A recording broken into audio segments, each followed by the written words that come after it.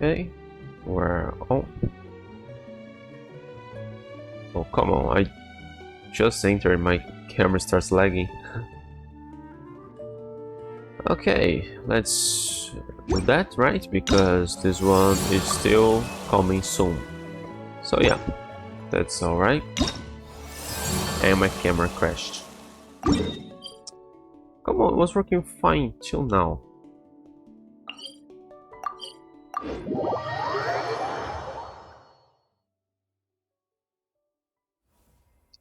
Oh, come on.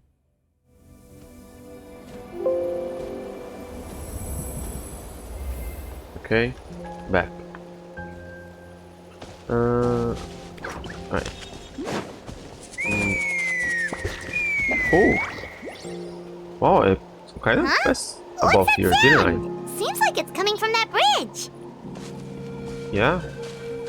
Amazed that I didn't activate that by mistake. Coiler.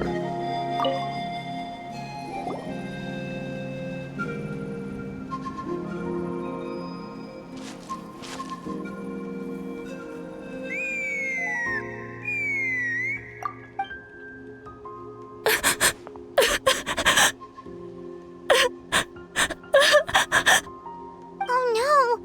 Why is she crying? Should we go check on her? You know, just in case she's thinking of doing something stupid. I'd leave her be. You know, The warriors sure. of the Flower Feather Clan Oh. are a proud bunch who never show their vulnerability in public, even if they've gone wingless. Oh, Chaska? Good to see you again, Traveler and Paimon. Before we carry on, let's get a little further away before Koyer notices us.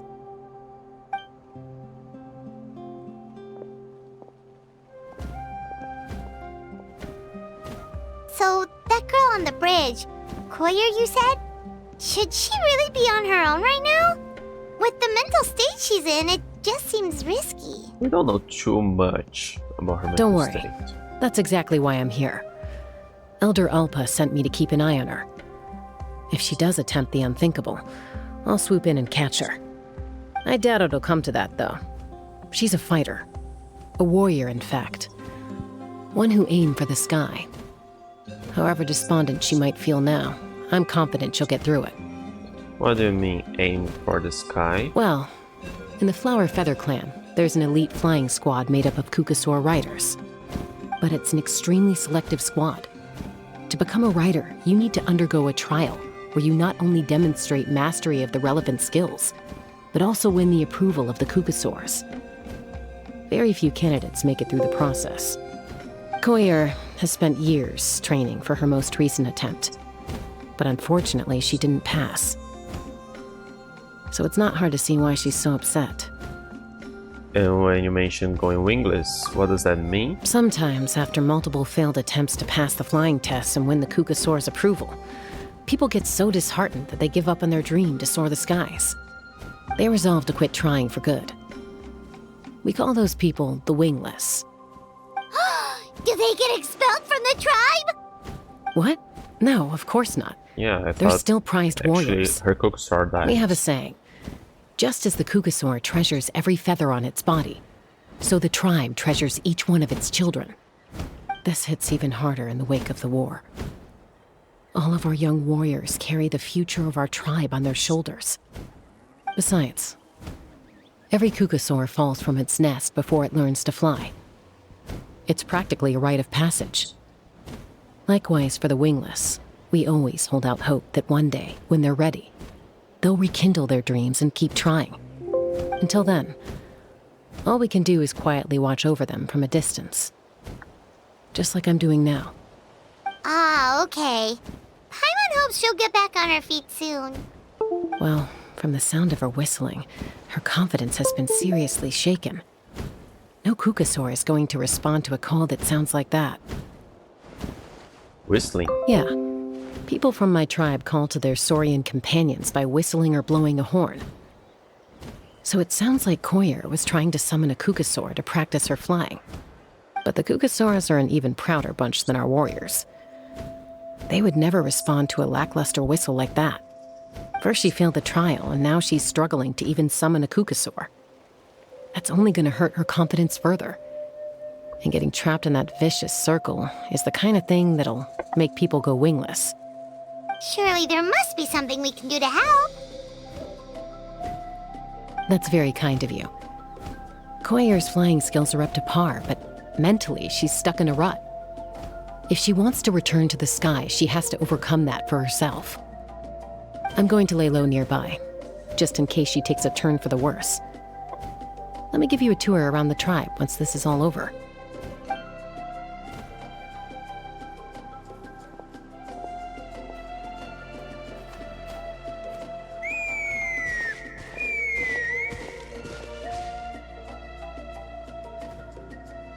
Koyer still isn't giving up. Even though Chaska said that she has to do this by herself, Paimon can't help feeling like maybe we can nudge her in the right direction. What if we could get a Kukusaur to fly up to her? That might give her the confidence boost she needs. Actually, that sounds like a plan.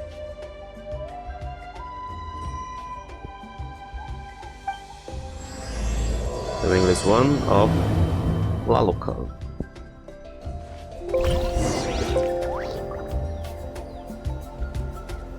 Okay, I think I fixed.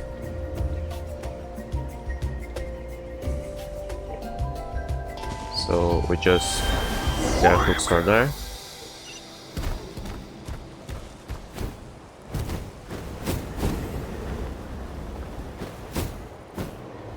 I found the Cookstars a bit underwhelming to use.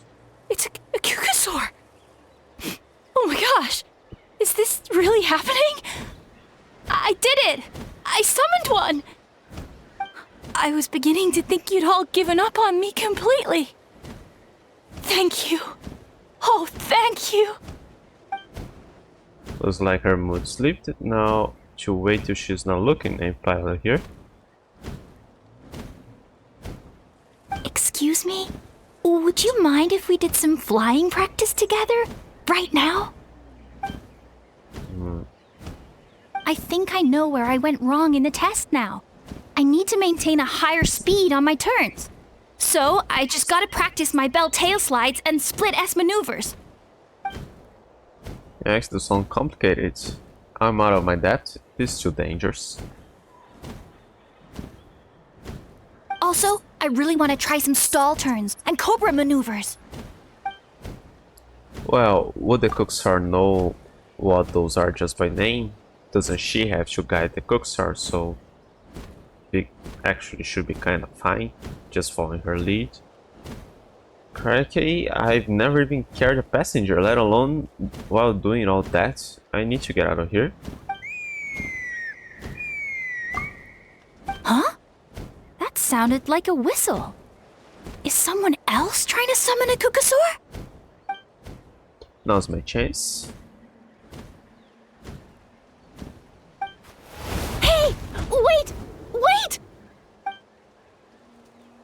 With the whistle providing a perfect cover, you make your Do you escape. think Koyer's feeling better now? Let's go back to that bridge and check. Oh yeah, and yesterday I managed to get Chaska. She's much better than Cookstar to walk around. Take me up!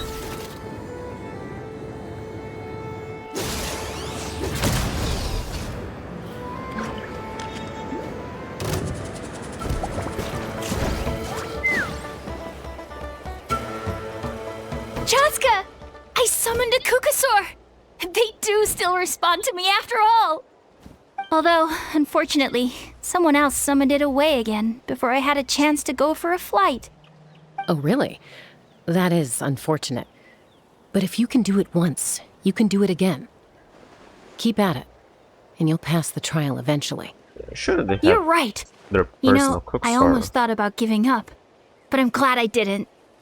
Hey, Chaska, how's Koyer doing? The other tribes seem to have their personal. Who are you? And how do companions. you know my name? These are my, friends. The Traveler and Paimon. You came up in conversation the other day because I was telling them about up-and-coming warriors in our tribe. Oh, the Traveler, huh? So that's you. What do you mean up and coming? I'm closer to being wingless than I am to passing the trial.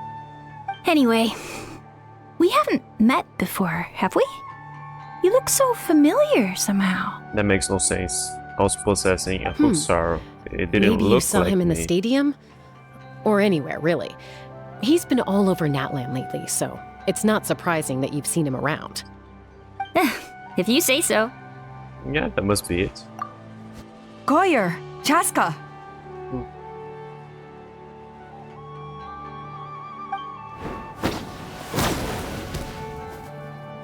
Here you are. I've been looking everywhere for you two. Oh, Elder Alpa! What's the matter?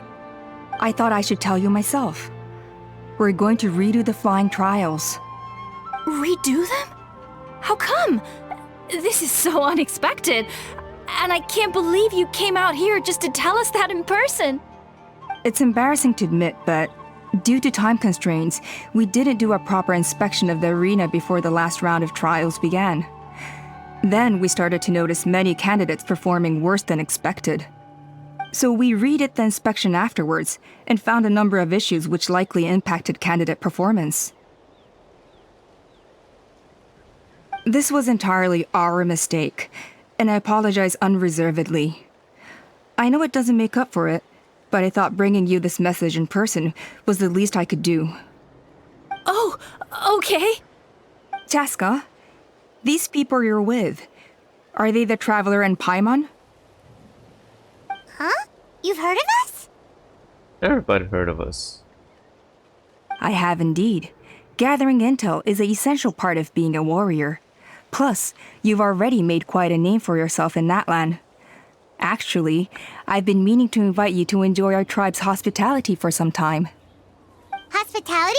Oh, that includes food, right? Of course it does. If you let us host you, you'll be treated quite lavishly. Mighty warriors are highly revered in our tribe. Besides, we still owe you for your help during the war. Without you, we would have suffered far worse at the hands of the Abyss. So I like the chance to show you our gratitude on behalf of the whole tribe. Mighty warriors, plural? So Paimon gets two? Paimon's starting to like you a lot. This is supposed to be That after. should go without saying. Your The flying Archons. skills are the envy of our tribe. This is after the Archon interlude, right? So we've been to our tribe and met the chief even. That's a good The point. Flower Feather Clan seems like a really nice bunch of people. We definitely need to take her up on this offer. Last time was just a flying visit. Okay. We never got to check the place out properly. Well, I'd love to stay, but I'm afraid I still have to inform the other candidates about the retrials. With our younger generation's future on the line, there's no time to lose. Wait, Elder Alpa! Let me help! The sooner everyone gets the news, the better! Very well. In that case, Chaska, could I leave you to entertain our guests? Sure thing. Okay. Let's meet by the Obsidian Totem Pole later. Koyer, let's get going. Okay. Open Courier file away, riding a Cookstar. All right, A single they're one. out of earshot. I'm just gonna come out and ask. That Kukasaur who responded to Koyer's call, that was your doing, wasn't it? I grew up with these creatures. I could tell something was off the second I saw it. His whole demeanor seemed less like a Kukasaur and more like, well, you. So I figure you must have been pulling the strings somehow. Can't believe so through it. He looked very flustered when Koyer asked for a ride, so I whistled to give him a chance to escape. And judging by the look on your face, that was a welcome intervention, huh? It's all right. If you'd rather your hidden talents remained hidden, I respect that. I won't press you for answers, and I'll keep my speculations to myself. You're the kind of person I'd still trust even if you knows had that. superpowers. I know you'd use them for good. Technically, a deceiver courier does account as for good, I think the ends justify the means in this case. She just lacked confidence, and you helped her resolve her internal conflict. If you hadn't intervened, I likely would have gotten my mom to help out instead. Although, having said that, there's a small chance she might have recognized her and seen through the whole thing. That would have done more harm than good. Well, luckily no harm was done in the end. Yeah. Anyway, if you're free now, how about I give you that tour I promised?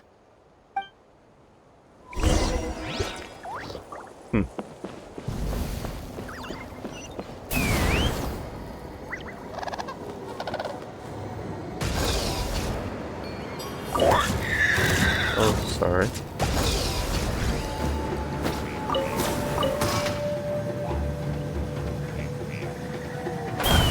Giddy up! That's much better than Cook's heart. Yeah. Ready? I'm gonna get you! Uh-oh. Are they fighting? Should we try and break them up? They're fine. Just doing their daily combat training. Combat training? A little young for that, aren't they? Well, Not there us. aren't many We're a tribe of warriors. NPC heights. In ancient times, we were the most elite troops in the nation, responsible for patrolling and defending all of Natlan. And even though times have changed, we've kept our martial spirit alive. Hey, is that Chaska? Jessica, you're back! Oh, can you come train with us? Now's not a good time, I'm afraid. I'm showing the Traveler and Paimon around. Maybe next time. The Traveler and Paimon? Wait, you mean that legendary warrior and legendary flying expert? Legendary? Yep, that's us, all right. Awesome. It's so cool that you can fly without having to ride a cuckoosaur. Even Chaska could only do that for short distances. Mr. Traveler, can you teach me some cool sword tricks? Oh, Mr. Traveler! My family shop makes the best volcano cake. You gotta try it! That sounds good, actually. Let's behave ourselves, everyone. These people are here as our guests. They're going to meet Elder Alpa in a few minutes anyway. Kotini, instead of being jealous of other people's talents, why not work on developing your own? Cuphack, there's no point in trying any cool sword tricks until you've mastered the basics. Have you done all your sword drills today? And Yatlan, easy does it, okay? Not every conversation has to turn into you plugging the family business. Okay. That's the mini lecture comes on Tuesday. Sorry about those kids. They just got overexcited when they heard your name. I hope it didn't bother you too much. This is a volcano cake that Yatlan forced into my hands. She said to think of it as an apology gift. Whoa, it smells amazing! Traveler, you want some? It does smells pretty good. Tastes nice too. That's good. Yatlan will be thrilled. By the way, Chaska, those kids really adore you. You're way better with them than Paimon expected. Paimon figured you'd be more... aloof, maybe? Aloof, huh? Well, to be fair, there was a period when I was like that. Around the time when I first joined the tribe. But it's a terrible attitude to have as a peacemaker. It tends to turn situations that could have had a peaceful resolution into a stalemate that can only be resolved by force. Resolved by force, meaning beating both parties into submission. Yep, exactly. As long as other options are available, I try to avoid that at all costs.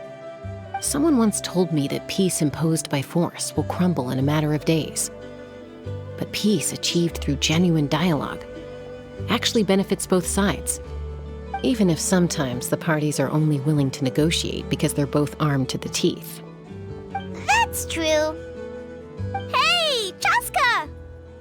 Uncle Cusco knows you're back, and he's coming to get you. Oh, thanks. Traveler, Paimon, gotta dash. I'll meet you at the totem pole up ahead. You can't miss it. It sticks out like a sore thumb.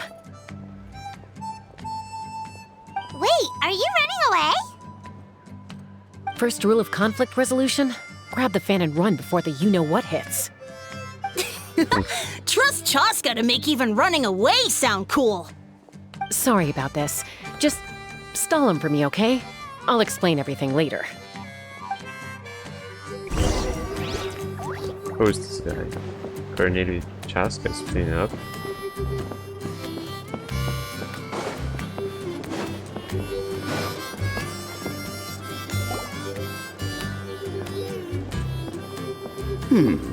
A golden-haired outlander and a white flying object. You must be the traveler in Paimon. Come on, she doesn't really look I like heard an Chaska object. was with you, but I suppose she's run away again, has she? Sorry, who are you? Who am I? Only her father.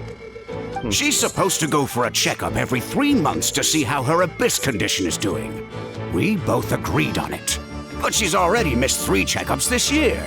That's 3 out of 4. Abyss condition. Yes. She got exposed to abyssal energy as a young child. Then her birth parents abandoned her. It's lucky those wild cuckoosaurs found her when they did, or she wouldn't have made it. They took her under their wing and raised her as one of their own. How do you know she was abandoned? Eventually, some riders out on eyes. patrol spotted her and brought her back to the tribe. But she was practically feral at that point. The moment you took your eyes off her, she'd be getting herself into a fight, or she'd run away to be with the Saurians. She seemed to prefer them to her own kind. She might as well have been a Saurian in human form. That must be the aloof period she mentioned, right? Yeah, in a Saurian human form doesn't sound so far-fetched in this world. Feels like there was more going on than just being aloof. We later discovered that her exposure to the abyss had planted seeds of conflict in her heart. So, we started trying to bring it under control. But ultimately, she's the only one who can control it. Anyway, she's much more human these days. Yeah, don't worry about her. She seems pretty stable to Paimon. She's probably only avoiding the checkups because she thinks it'll stop you guys from worrying about her. Yes, I'm well aware of that. She knows she needs to be careful. If her condition ever took a turn for the worse, she wouldn't be brushing it aside like this. Then what's there to worry about? It's just, every checkup she's been to, they find new cuts and bruises. Nothing to do with the abyss, of course. Oh no, that's all fine. The problem with her is, she's her own worst enemy. She's been living dangerously again, I'm sure of it. That's why she's avoiding the checkups. She wants to hide it from us. Yeah, Paimon can see her doing that. Oh. In the past, she always had Koichi to keep an eye on her. Now Koichi's gone, and I don't want to lose another daughter. Chaska's been increasingly reckless since Koichi passed. It's like she's trying to make up for it somehow. Next time you see her, please tell her to be careful for me. Even if she doesn't want to hear it. If she doesn't want to do these checkups anymore, that's fine. I just want her to stop putting herself in harm's way.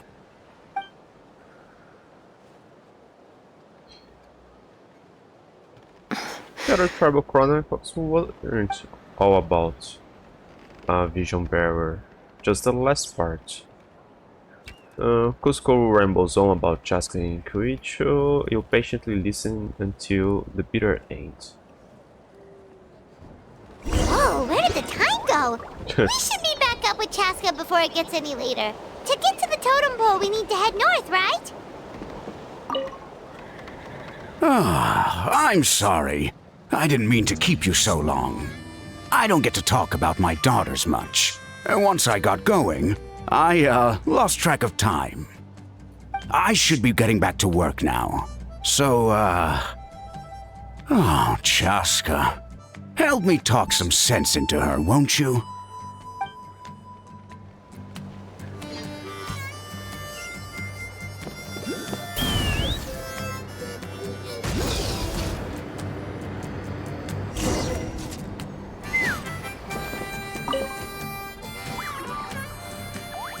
Hey, Chaska. Hey, Alpa. Sorry to keep you waiting. It's all right. I bet my dad talked your heads off, huh? What did he say?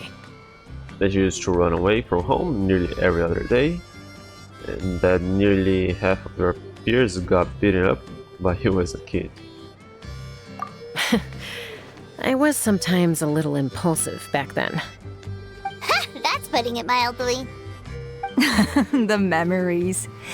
It feels like it was only yesterday when we brought you back and had Cusco and his family take you in. Back then, no one imagined this feral child would grow up to be the strongest warrior of the Flower Feather clan. Huh? You were the one that brought Chaska back to the tribe? That's right. Elder Alpa was already a veteran rider by then. She spotted me while patrolling from the skies and tracked down my Kukasaur mom. Mom agreed it was time I tried to re-enter human society. But I didn't know the first thing about being civilized. I clashed with everyone who had to deal with me. And look at you now, renowned throughout the land as a peacemaker. How time flies. When the day comes that I can't fly anymore, it will be up to you to look after our tribe and our flying squad. You know me, though. I'm not a natural commander. I'm better off as a lone wolf on the front line. So stick it out at least a few more years, okay? Give Koyer and the others time to come into their own. Oh, stop. Wait, so isn't the leader just the strongest warrior in the tribe? At least Paimon figured that's how your tribe would work. Strength is certainly a core tenet in the Flower Feather clan. But strength means far more than martial prowess alone. If it all came down to individual strength, I'd struggle to call myself a warrior, let alone a member of the flying squad. Any fighter in the tribe could take me down. Really, I had you down as an elite warrior like Chaska. Well, sorry to disappoint you. It was something I aspired to at one point.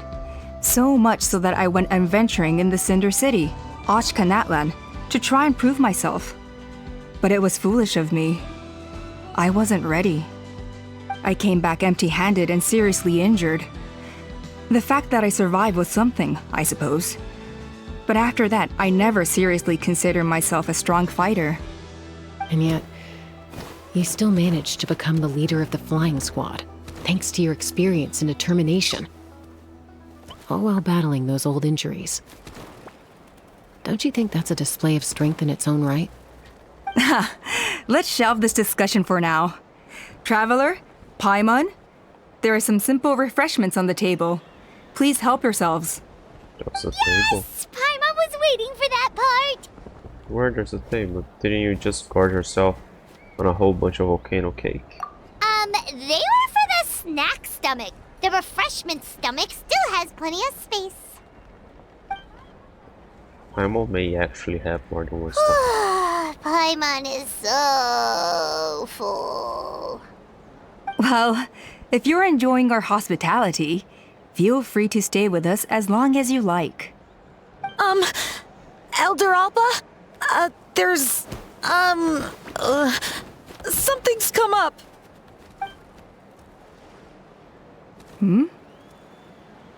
What happened? Is it serious? Shall I deal with it?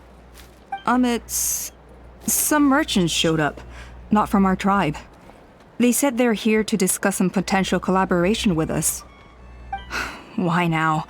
This is terrible timing. There are a few wingless that we haven't managed to reach yet, and we still haven't inspected the retrial arena. But does it have to be her to deal with the merchants? Isn't like the chief of the guards here? The equivalent of that? Wow, what a busy schedule. Guess that comes with being an elder, huh? What about the chief? Let me handle the other errands while you meet with the merchants. You shouldn't be trying to do everything at your age. You should help too. Seems only fair after all that food we ate. You'll help with the digestion process. We're not here for free lunch. Well, much obliged. Chaska, the remaining wingless are all people you know. Let's see. Pishika now manages the floating target balloons. Waska's probably still addicted to eyes on the feathered prize, and Junon spends her days up on the flying platform, staring at the Cinder City. I'll leave you to tell them the news.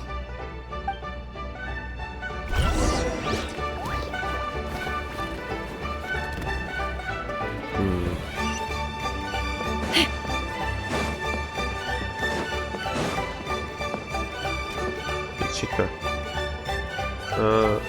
There's a challenge here. Okay, I may do that after the quest. Are you sure you don't want to reconsider, Pashika? I appreciate it, boss. But honestly, I'm pretty happy with my life nowadays. Pashika, they're redoing the flying trials. Huh? Lutoda? Ah, did Alpa send you? I was just telling Pashika the news, actually. So why were we needed? The way things are with the tribe these days? I mean, you don't need me to tell you. This here is no future for a seasoned warrior like you. Ah, come on, boss. Do you have any idea how long it's been? I've been wingless for years now. I'm not cut out for that anymore. Of course, I'll do my part if we ever need to defend the tribe. But there's really no point in me trying out for the flying squad now. Weren't the trials I've already made my peace with it. Now, not everyone has what it takes to return to the sky after going wingless. Elder Alpa's perseverance is something else. And it's okay if I'm not destined for greatness. I might not have the Kukasaur's approval, but with my hot air balloons, I can still reach the skies. Handling these balloons every day, seeing how the customers react, the looks on their faces, that's enough for me. Finding something you love doing can be just as hard as passing the flying trial. It's worth holding on to. Fair enough. It's your choice. I won't force you. Oh, by the way, you should try taking a balloon ride if you've got the time. Once you've been up there for yourself, you'll see why I love it so much. I'm a little busy at the moment, but next time for sure. No problem. If you ever want to give it a try, you know where to find me. Mm-hmm.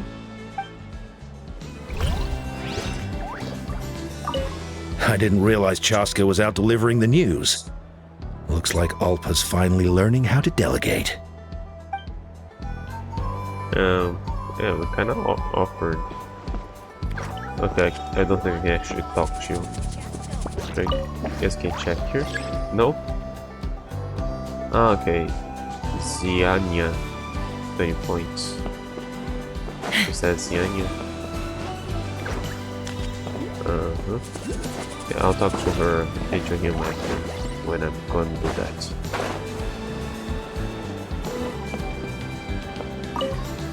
Oscar. A retrial? What's the point? I pretty much treat life like it's a game. No Kukasaur is ever going to approve of that, no matter how many times I try. Waskar, I can assure you, Kukasaurs wouldn't judge you for something like that. Well, they must be judging me for something. Maybe I lack fighting spirit, or just don't have the talent. Not everyone's a natural like you. Don't waste your time on me. You'll have better luck with the ones who still have their heads in the clouds. In the meantime, I think I'm going to treat myself to a few more games of Eyes on the Feathered Prize. Yeesh, there's wingless, then there's being a total lost cause. You used to be a fierce warrior, actually. But fighting spirit alone won't win you the Kukasaur's approval. Are all Kukasaurs so strict? The ones in floating target balloons and Eyes on the Feathered Prize seem pretty chilled out. It's one thing to hang out and have fun, but quite another to take to the skies with a human life on your back. Giving a ride to someone who's unqualified endangers not only the rider, but also the Kukasaur themselves. If the rider makes a mistake, they both suffer the consequences. So we have a mutual understanding with the Kukasaurs. If someone isn't up to standard, we have to reject them. Even if it means breaking their hearts. Okay, but... is that another... I might want to try Eyes on the Feathered Prize. Okay. So another thing for me to do afterwards. Maybe I was supposed to be doing them now. But I don't know how long this whole quest will take, so... I'll do that if I've got time. Ah, it's those. Hey there. Are you helping me keep count? Of course, I come from a business family. It would be weirder if I didn't know how to do that. So there's just 1/3 of the training assignment left to complete. And 1/3 is how much? Oh, don't worry about it. I'll remember it for you. You just concentrate on your exercise. Oh, hey, what's up? Hurry up. And once you're finished, you can chow down some volcano cake. Got it, volcano cakes always taste best after training. Raw volcano cake is great to eat any day of the week. Alright. The last one. Ah, so that's the senior city.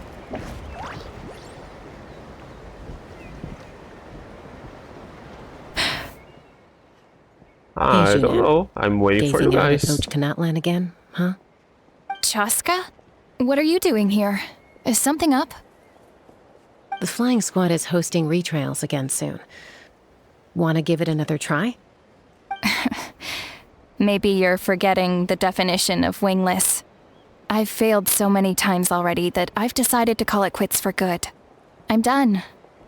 Elder Alpa always goes out of her way to come and tell me when a new trial is coming up, and it's nice of her to think of me. But nothing's gonna change. I'm not going to suddenly pass just because they're holding another trial. They're making some big changes to the arena this time, so the flying experience should be smoother than before. Koyer's gonna try again. No, forget it. If I was genuinely good enough to make the squad, the location shouldn't affect my chances. A true rider can fly confidently whatever the conditions, like you and Elder Alpa. Shunan! They're redoing the... Huh? Chaska and the Traveler. You're already here. I guess they told you already then. Come on, let's go train together.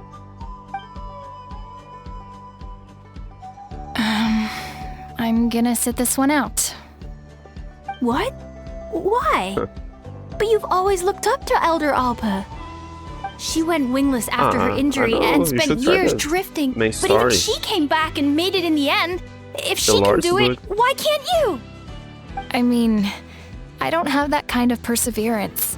And besides, the last thing I want to do is fail in front of her yet again. Oh, come on. You know you don't need to worry about that. Alright, well, how about we just treat this as you being my mentor? Then will you train with me? I mean... Enough umming and ahhing. Let's just get up in the air and figure it out as we go. Wait! Hold on, slow down. I can't keep up. Well, that's one way to do it. Yes, Shuna was unwittingly chose the hard way.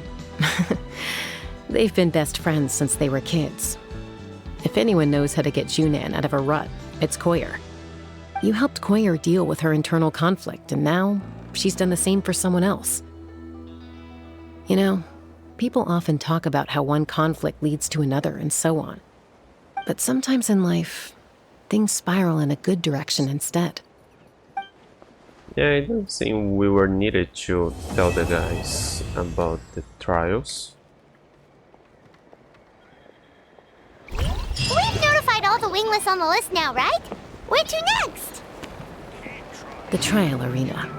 It's not far from the tribe. Oh, can we pass the trial?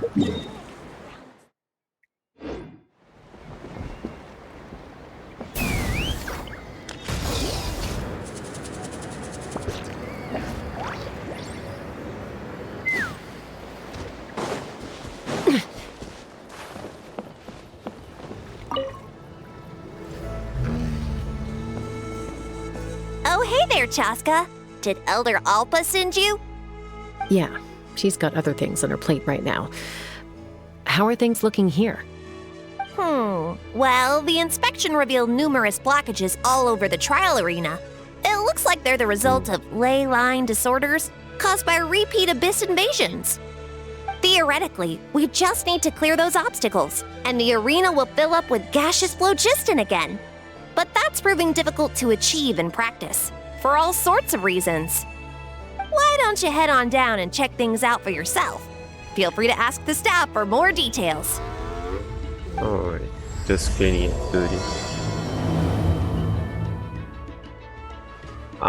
No, I never played the first one or anything. Why don't you head on down and check things out for yourself? Feel free to ask the staff for more details. I'm probably not gonna have time to play anyway.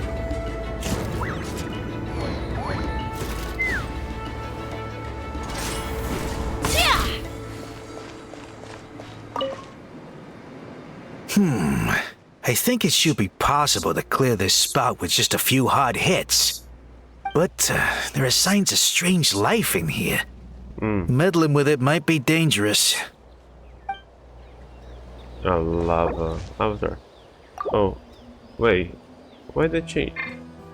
This is not my Chaska. This is a trial one. Stabilize! Hey! Monsters!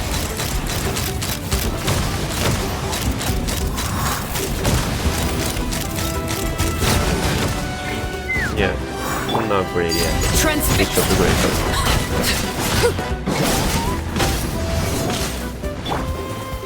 Solidify! This is order!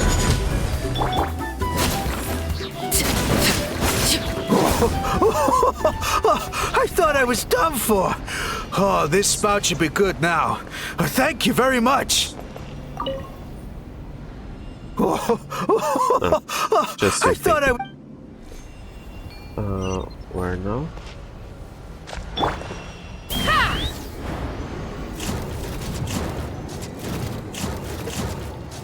How high does she go?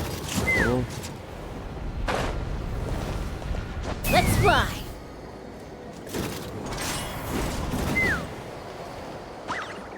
Oh, still getting the hang of it.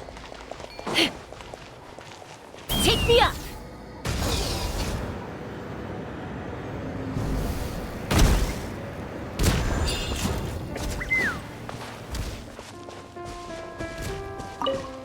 How strange. Why is there so much solid flow just in here? Well, could be from the Children of Echoes. Maybe it got swept up here due to the ley line disturbances? And I did see those strange markings on the cliff. I can't think of a way to resolve this. Short of going all the way to the Children of Echoes to borrow a Tapetli Sword. We actually have one with us.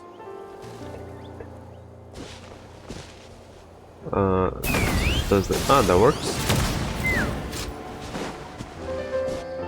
Yeah, we can make call. Well, on the days I'm free, I'll probably. I'll kill her. Mama! I'll probably be playing that. There's one here. The days I'm free, I'll probably be playing Genshin because they just launched a new version with the new area and stuff. Whoa! But after I'm playing here, I'll be free. Isn't there anything? No? Aren't I supposed to break that? It was just that they wanted. They didn't mention anything like the other guy. I didn't pay attention what they said now. Whoa! Did you see that? A Tapetli Sword just showed up out of nowhere. How did it get here? Just passing by, or... Huh. Well, not gonna argue with a good thing. The spout's clear. That's all that matters. Well, today I'll probably be able to. Afterwards. It's 9 now. I suppose around 10. I'll be able to. Oh, they lose health on that. Chaska's dead. Let's revive her and feed her a bit.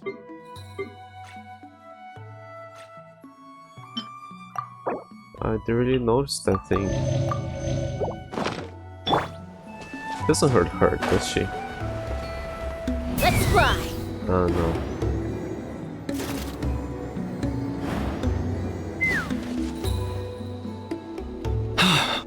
Oh, are you here to help? Thank goodness. There's no way I could do all this by myself. So the blockage here has to be cleared using a special bomb, but carrying explosives up that steep slope would be a recipe for disaster. If I dropped it or slipped and fell, I'd be blown to bits in an instant. So, my plan was to transport the bomb to the other side, then send it over in a hot air balloon. All I need now is for someone else to strike the balloon at the right moment, dropping the payload right on top of the spout, and problem solved. What do you think? Simple enough, right? No, we usually can blast things right on the spot usually, but okay. Is the hot air balloon up there yours too? Huh? Oh, that one. No, I've got no idea who that belongs to. Or how they got it up so high. I just wish I could fly up there and check out what kind of tech they're using. Ah, well.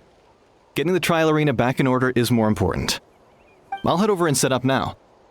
Let me know when you're ready. So what's the point of mentioning that? Is that part of the quest? Damn, that's too high for me to just go there. From anywhere, I guess.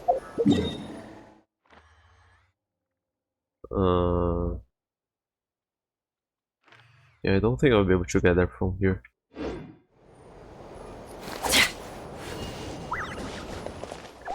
Oh. All right! Get ready!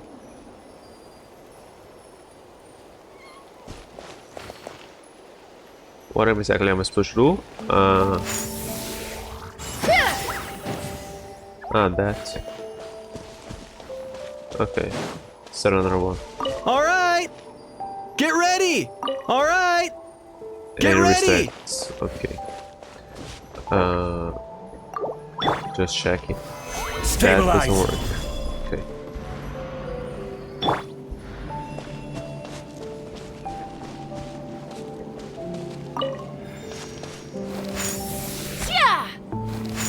Damn, fast. All right! Get ready!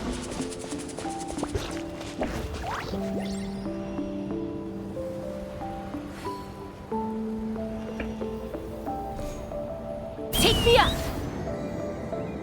I think I'm supposed to do that. Yeah.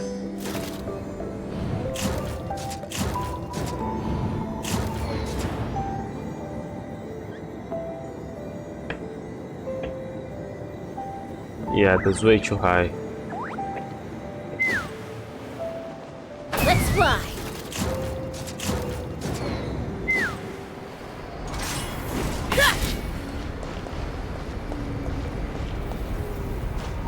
Take me up!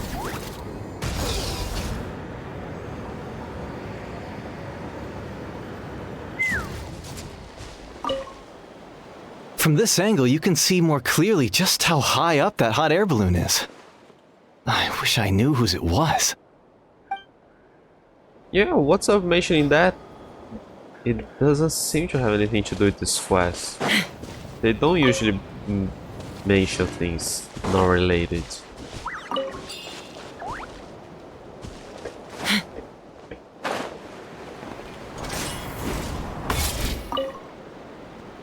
This is crazy. I put all of my strength into it, but it just won't break. Maybe Inkanak was right after all. If a stable structure is formed inside the solid phlogiston, I'll need to hit all the weak spots at the same time to break it. But how am I supposed to do that? With Chaska? Hang on, there was a tutorial here. Yeah. The phlogiston in the flying arena is special form of solid phlogiston. You think within flying zones within. Huh? Special form of solid phlogiston within flying zones within which some sort of stable structure is contained, which makes it difficult to remove. However, if you can attack its structural weak point simultaneously, it may just collapse. like, is that count? Solidify! Gaseous phlogiston is being replenished. Simultaneously. Looks like all the spouts have been unblocked. Okay. Let's head back up. Ah, so that's how you do it. Amazing! You have superpowers. You couldn't.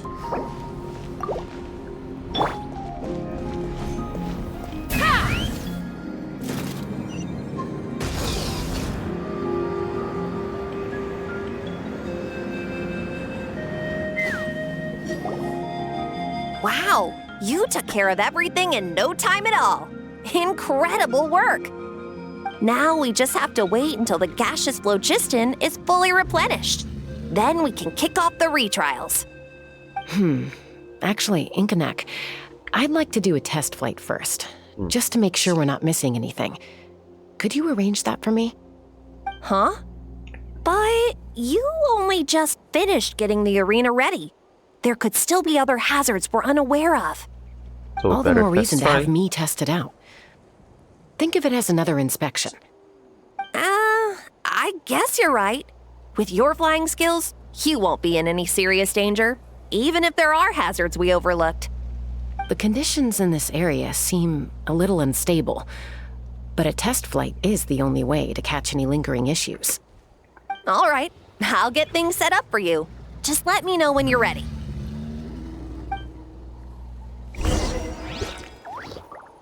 We're ready. Are you ready? This should be a piece of cake for Chaska, but still, try to be careful. I'm sure she'll be fine. All right, then spread your wings and fly.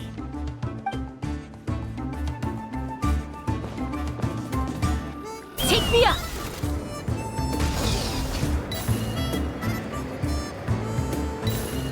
Do I recover phlogiston when I get for those? Yeah.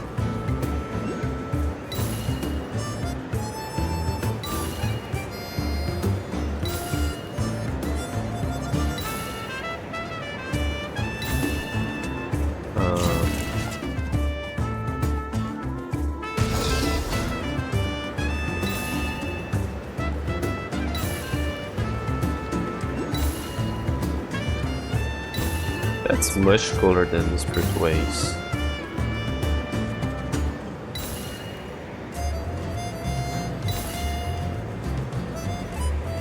Okay, everybody sucks for traversal now.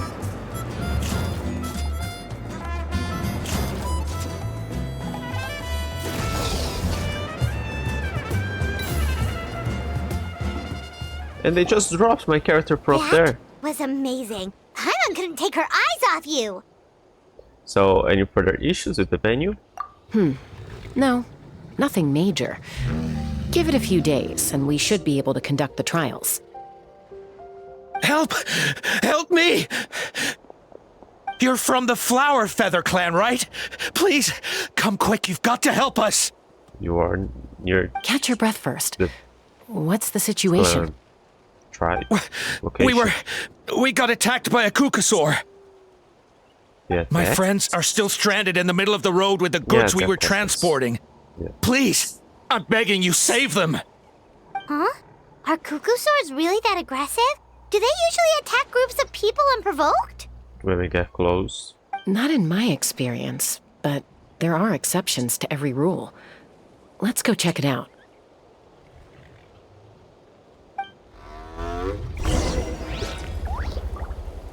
Yeah, they... I know, I was nearly killed already by myself. Ah, they're right here. Ouch! I've never seen such an aggressive Kukusaur.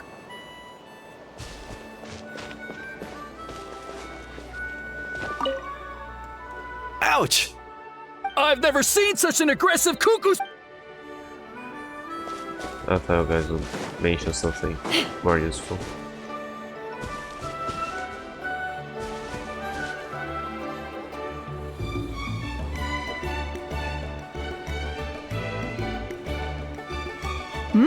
Chaska? Traveler? This is a surprise. Elder Alpa? Huh. So, where's this aggressive Kukusaur we've heard about?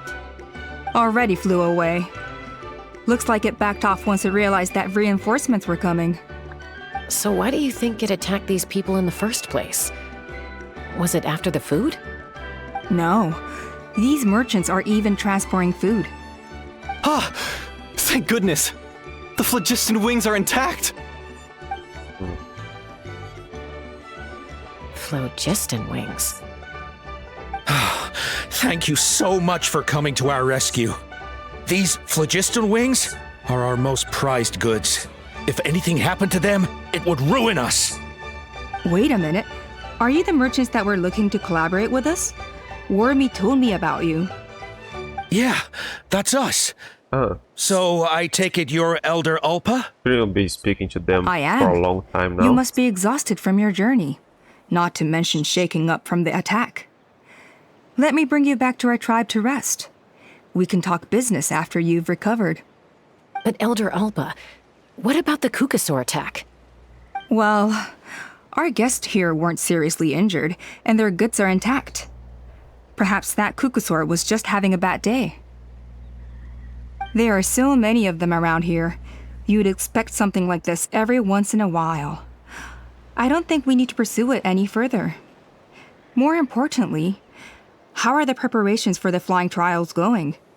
Is everything in order over at the arena? Everything's on track. The trials will be able to start very soon. Huh?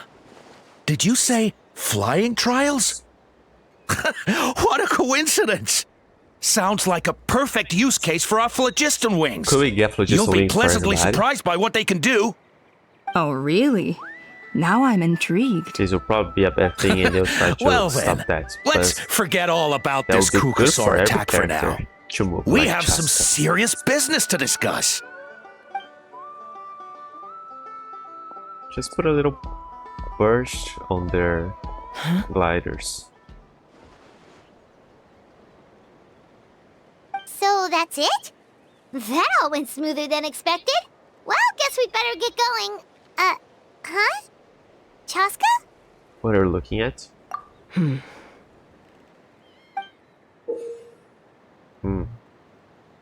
blood-stained feather. These days forgotten about. In peace returns to our Flatter clan. Next few days are uneventful, and there were 4 lines of dialogue. Not dialogue. Narration.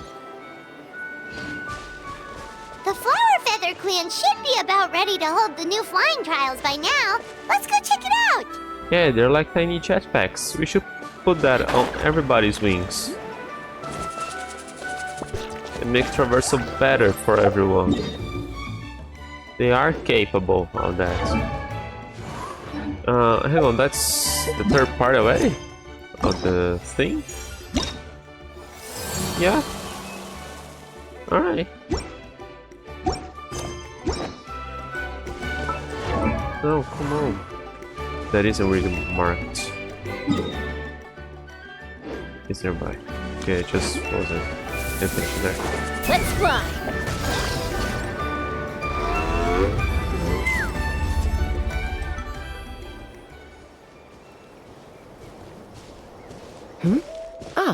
Traveler and Paimon. You came. Yep, and it looks like we made it just in time. Although, can't say the same for the Kukusaurs. Bit of a low turnout, huh? Yeah, you'll see why soon enough. All right, get ready. 3, 2, 1, fly! Whoa! We're really flying! I feel light as a feather. I'm flying without a Kukasaur. These phlogiston wings are awesome! What's going on? Paimon can barely believe her eyes. How did they fly all on their own? Can you have one? What happened while we were gone? The merchants we ran into that day were selling a product called phlogiston wings. It's a flying machine worn on the back. To operate it, you just use a handheld trackball that controls the flow of gaseous phlogiston. That's incredible. Yeah, if our tribe, well, if Natlan mass adopted this technology, it would revolutionize our mobility and responsiveness in times of crisis. Just think of the countless tragedies that could be averted. I feel like I'm dreaming. Did I really just fly on my own without the help of a Kukasaur? You'd better believe it! Plus, you just passed a flying trial! Right, Elder Alba? Elder Alpa? Should this really count as a pass if we did the trial using phlogiston wings? Why not? The scoring rubric is about flying performance. It doesn't specifically say you have to ride a Kukasaur, does it? Yeah, maybe, but I mean, even Chaska had to ride a Kukasaur in a trial, right? And the whole point of the trial is to test both your flying technique and your ability to work with a Saurian companion. Well, if we can fly by ourselves, maybe we don't need to test the ladder anymore. Chaska, Traveler, what are your thoughts on this new invention? It's a good innovation. The sooner it's widely adopted, the better. It's a no quantity. You should use it with caution. Yeah, but the first one. You see? Even the Traveler agrees. Totally. We needed that I small agree stats. that they have strategic value. But I don't think it makes any sense to evaluate candidates by the current testing standards if they're using phlogiston wings. But I'm pretty sure we'll be fighting Mandalorians pretty soon Shunan here. finally mustered the courage to go through with this. And now you're saying it doesn't count? We don't have any experience using these wings in battle. Nor is it immediately obvious how to incorporate them into the existing systems in our tribe. Taking a longer-term perspective, I think we need to start by getting thoroughly acquainted with how these things work. Then we can develop a new trial format with new assessment criteria, tailored to candidates using the phlogiston wings. You all raise valid points. But Chaska, while your proposal sounds perfectly reasonable, it would probably take years to put it into practice. We lost so many people in that war. These phlogiston wings could be exactly what we need to strengthen our forces and boost morale in this trying time. And as for real-world battle experience, there will be plenty of opportunities to gain that. I have high hopes for you, Junon. Huh? Hey, stop staring into space! Say thank you! Oh, thank you. Thank you, Elder Alpa. You have nothing to thank me for. Remember, the way you got your wings back was by relying on yourself. Oh, Elder Alpa! Bad news! Kukasaurs are attacking the merchants again! Again? Okay, everyone, stay put while I... Huh? Chaska? Because the wings. Why did Chaska rush off like that? And then Elder Alpa and the others too? Anyway, let's go see what this is all about.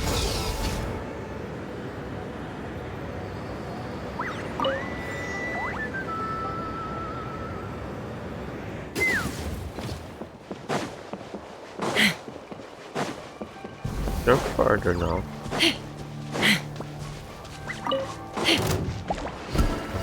See? They totally attacked just passerbys. I did nothing to it.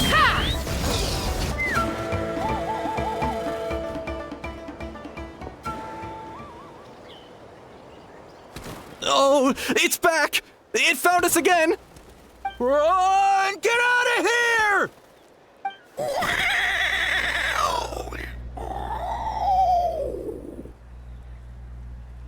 Curses! She's really riled up this time! Hey! Stop running! We'll never outrun a creature with wings! Get back here and let's fight! And they had time to go there, call people about the attack and all, and they are still... Stop! All of you! Staring at each other.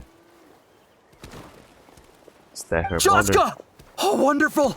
Quick, get rid of that thing!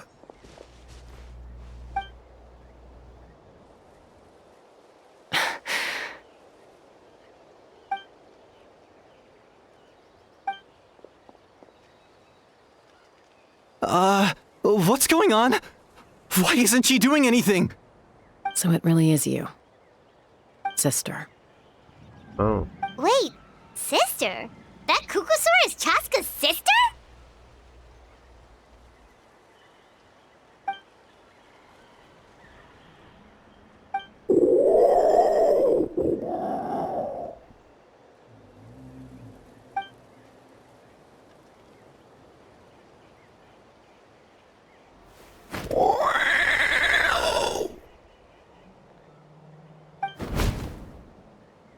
Koya, wait! Is Chaska gonna be okay? Should we go check on her? That's a bunch of people. Is now. everyone all right? We're okay. No serious injuries. Thank goodness you all got here just in time. Those two don't talk. What was wrong with that Kukusaur? Why was it so aggressive? If we just let it escape back into the wild, who's to say it won't attack again?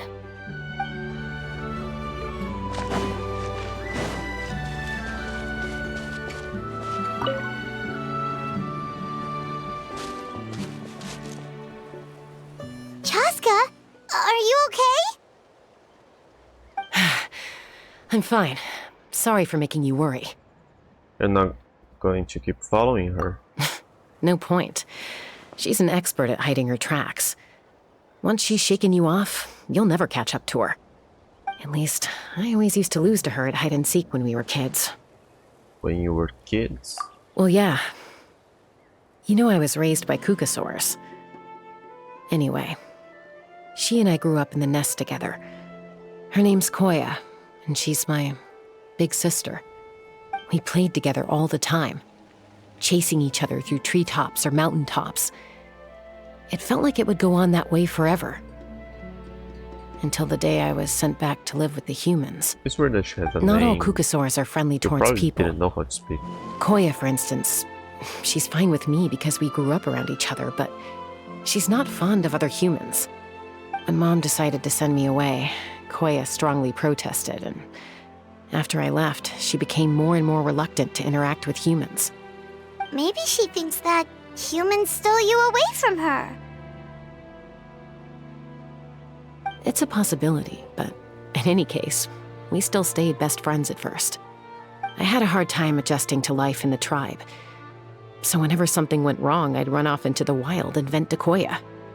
Ah, so that's what Uncle Cusco was talking about. He said you seemed to prefer hanging out with Saurians to your own kind back then. Yeah, I did. But then, gradually, everything changed. With a new mom and dad, a new tribe, and Koichi, I started getting curious about these humans and made an effort to understand their behavior. The more time I spent with them, the less I spent with Koya. And then, one day, it was Koya's turn to leave the nest. She sought me out and asked if I was willing to leave the tribe and go live in the wilderness with her. Wait, she can actually speak? As far as I can remember, that was the first time she ever approached a human settlement on purpose. So, how did you answer her? Well, I wouldn't be standing here talking to you if I'd said yes. In other words, you turned her down. No, I was torn. On the one hand, I'd already made up my mind to embrace my new family and accept my human identity. But I also knew that Koya wasn't a fan of humans, and I didn't want to disappoint her. She took my hesitation as an answer. She saw it as a personal betrayal, threw a huge fit, and then flew off. We hadn't seen each other since, well, until today. Not for a lack of trying, though. I tried asking Mom where Koya's new nest was so I could talk things out with her. But Koya had already asked Mom not to tell me where she'd moved to. It must be hard for Mom, being stuck between her two daughters. So I didn't press the issue. And I didn't go looking for her. But after today's events... If things carry on like this, I need to make sure I find her before anyone else. Even if she doesn't want to see me. For now, let's bring the wounded back to the tribe. And see what Mutota and Elder Alba have in mind.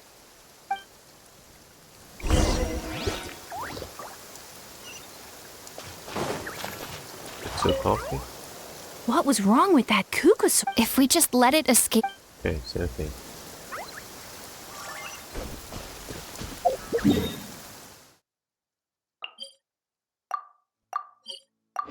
There.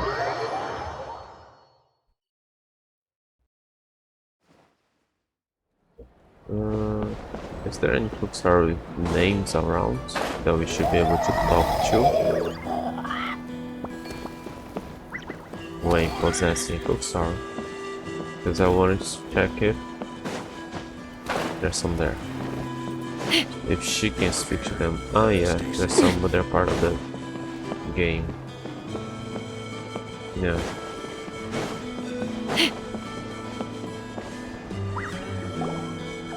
Entertain to the woman who thought that gathers everyone. I hear there's been another Kukusaur attack. Ha! I knew it! They're wild animals, and they can't be trusted. Hey, show a little respect. The Kukusaurs are our partners. No better. Maybe in the flying squad, but they don't give a hoot about the rest of us. Well, now that we have the phlogiston wings, do we even need the Kukusaurs anymore? Are you kidding? How are we supposed to protect our tribe without them? I didn't mean it like that. Huh? Protect our tribe? Or are you just scared that your precious flying squad will lose its prestigious position? You take that back!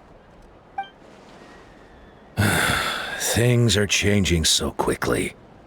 Chaska, there's a conflict emerging there. Aren't you going to nip it in the bud? The whole tribe's talking about this now. Breaking up a single fight won't solve anything. The real source of conflict here is the phlogiston wings. And what happened with Koya. On any other day, people would just brush this attack aside. After all, clashes between wild Kukusaurs and humans are no more common than those between people. But now that the phlogiston wings have entered the equation, it's sparked a debate over whether our tribe needs the Kukusaurs at all. I worry that we risk repeating the mistakes of the Cinder City.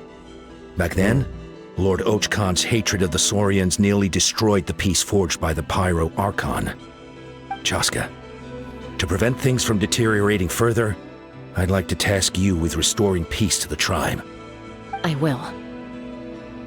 Traveler, you've already done so much for Natlan, and the Flower Feather clan has no right to ask more of you.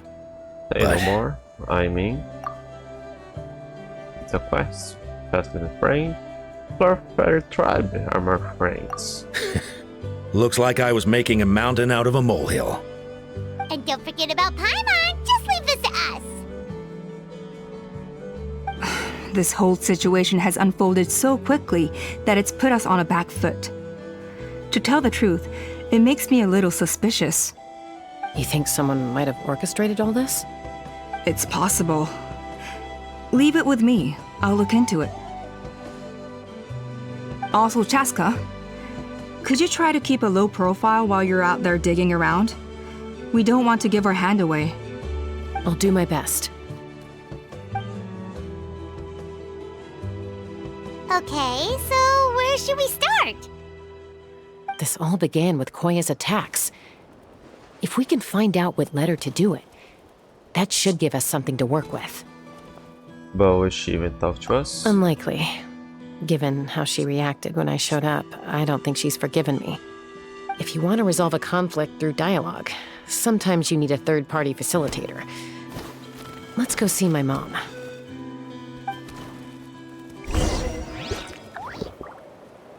Is it far? Oh, it is a bit far. Let's go from here.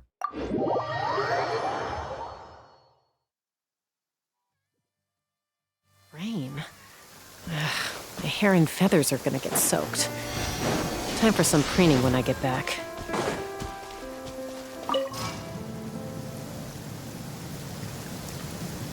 Take me up!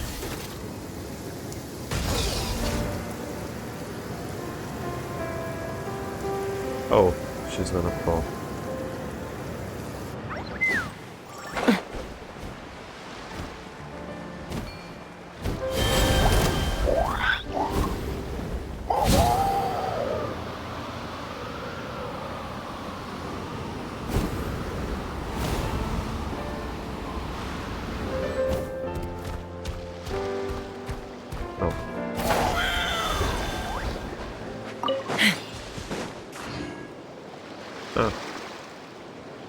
I don't think I'm that close yet. Wow, so this is where you used to live as a child? You had toys in here? Mm-hmm. When I was little, we used to do this thing where I'd jump from the top of this tree, and Koya would fly over from the platform and catch me in midair. Or sometimes we'd both fly from the treetop together, and then after some aerial maneuvering, she'd throw me up onto that platform. After we got a bit older, we went to the nearby shores looking for even greater heights. Ah! Stop! You're gonna give Paimon a heart attack! Oh, really? I just thought it made a fun story. I liked it. Then I'll share more with you when there's time. Anyway, back to the matter at hand.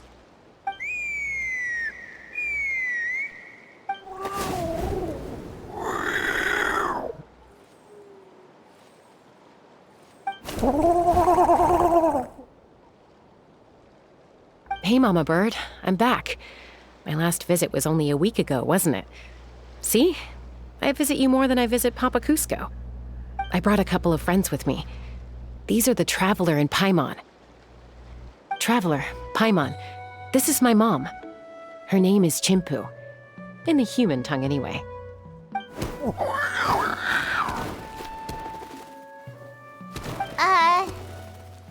Hi! She seemed angry. So you understand Saurian language? No, not really. I don't speak it as such, but I can sort of get the gist. Although only with Mom and Koya, since I spent my formative years with them. Even then, it's basically a best guess based on their sounds, body language, and expressions. Seems to work about 9 times out of 10, anyway. As for whether Mom understands me, I can't always tell.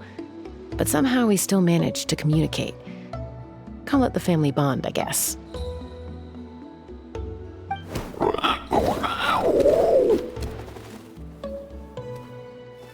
Don't worry. I'm doing well, but I think Koya might be in some trouble.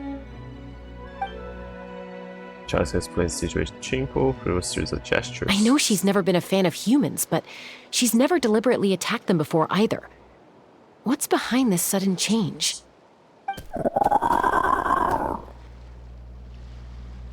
Does, Auntie Chimpu know anything? Doesn't look like it.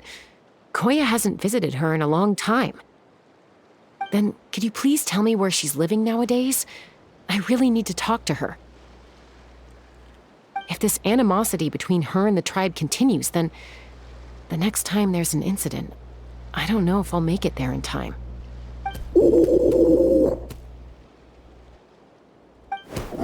They don't fully understand each other, but they can pass quite complex information between them. What did she say? She said she'll take us there. Thank you, Mom.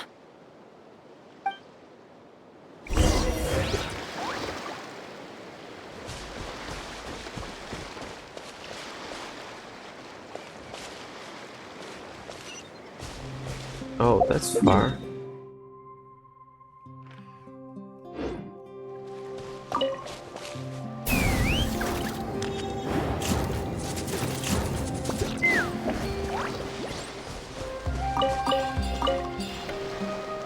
Oh, that's... Should I try to go through here or through there? Ah.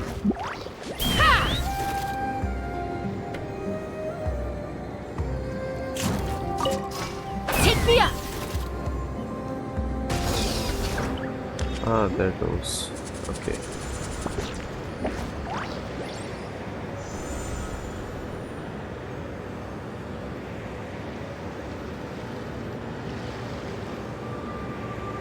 Alcohols around here. Let's fly! Giddy up!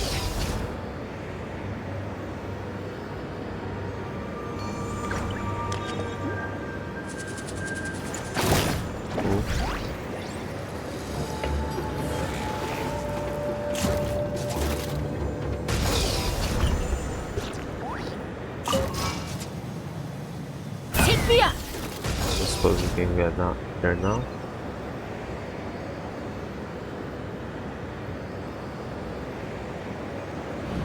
Oh.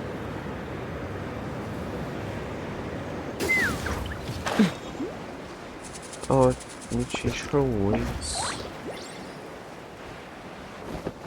I suppose we'll be able to unlock the pyro wings now.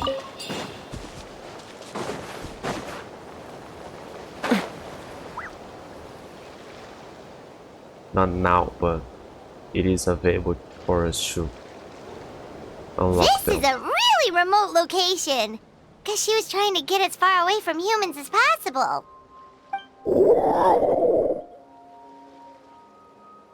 We stay here? Okay. Got it. Traveler, Paimon. Mom says we should stay out of sight for now. She'll talk to Koya first. Koya is very hostile toward humans right now. So if we show up unannounced, it might just make things worse. I'm not sure Paimon is human. Or the Traveler. Got it.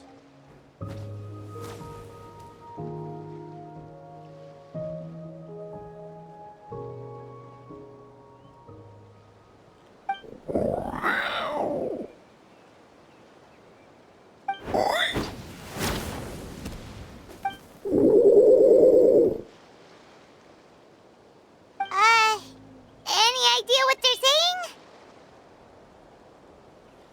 saying? Sounds like things are more complicated than I imagined. There's evidence in this area suggesting that Koya might have been the victim of a human attack.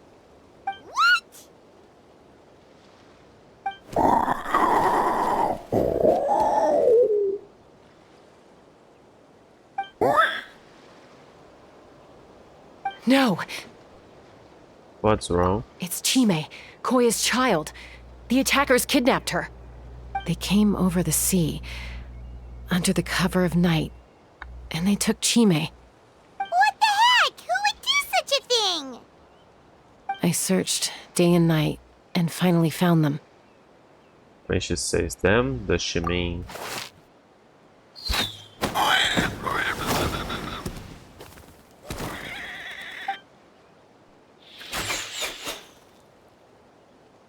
Oh yeah! Topal's contraption is working like a charm! Got her in one! Hey, there's another one! Wait, is that the one that got away last time? Who cares? Just get them all. Topal pays us per catch.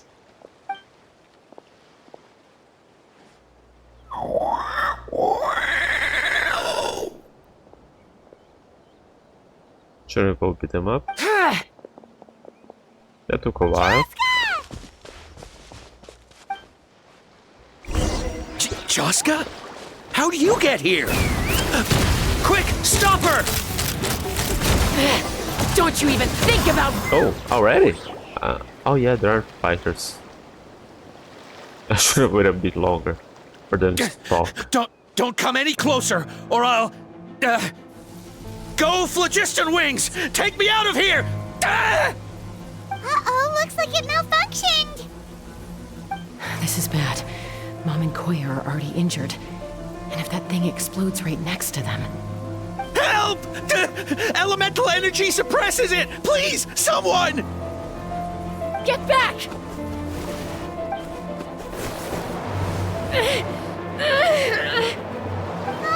It's still going, and it's getting worse.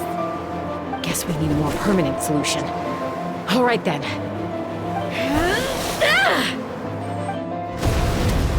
Just throws a malfunctioning trackball in the distance. Moments later, the huge explosion. Not enough time to read That was too close. I thought I was gonna die. That can still be arranged.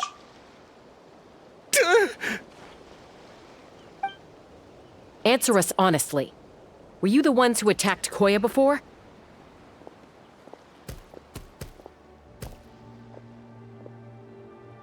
I am... No, it was...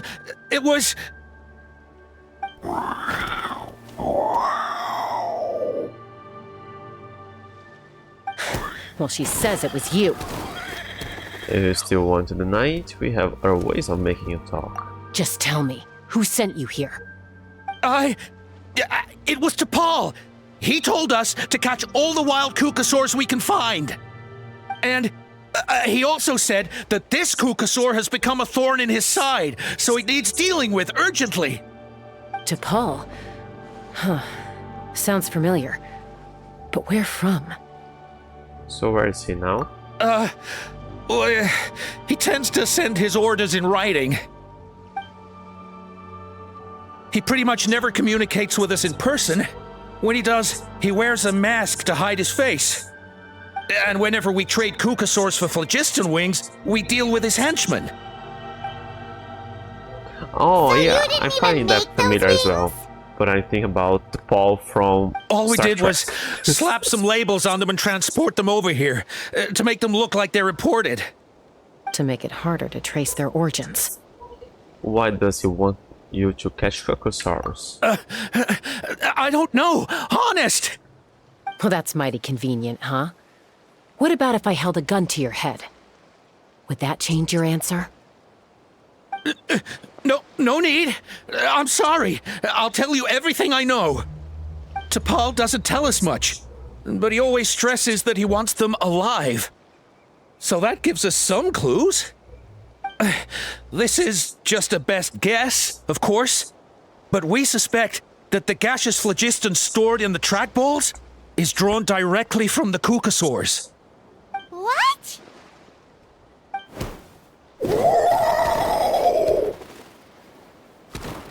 Easy now. You're still injured. Hey, keep talking. Yes, ma'am. So, the gaseous phlogiston has to be highly refined in order to power the phlogiston wings. The slightest imperfection can have disastrous consequences, as you just witnessed. But the Kukasaurs have a natural ability to process gaseous phlogiston. So, if you use them as an intermediary, then...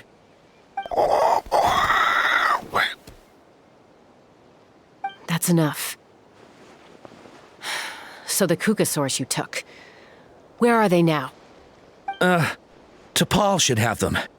But no one knows where he's based, apart from him and his henchmen. We've tried looking for it ourselves, even followed them a few times. But we always end up losing track of them. Random thought. Maybe they're hiding up in the sky? So that did have something to do. I guess that means we can't go after the ringleader yet. T'Pol. T'Pol. I'm sure I've heard that name. Maybe it was... It was? Jaska, Traveler!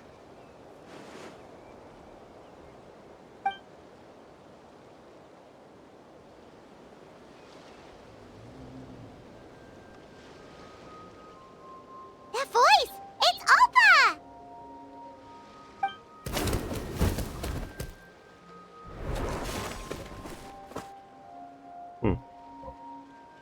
Elder Alba?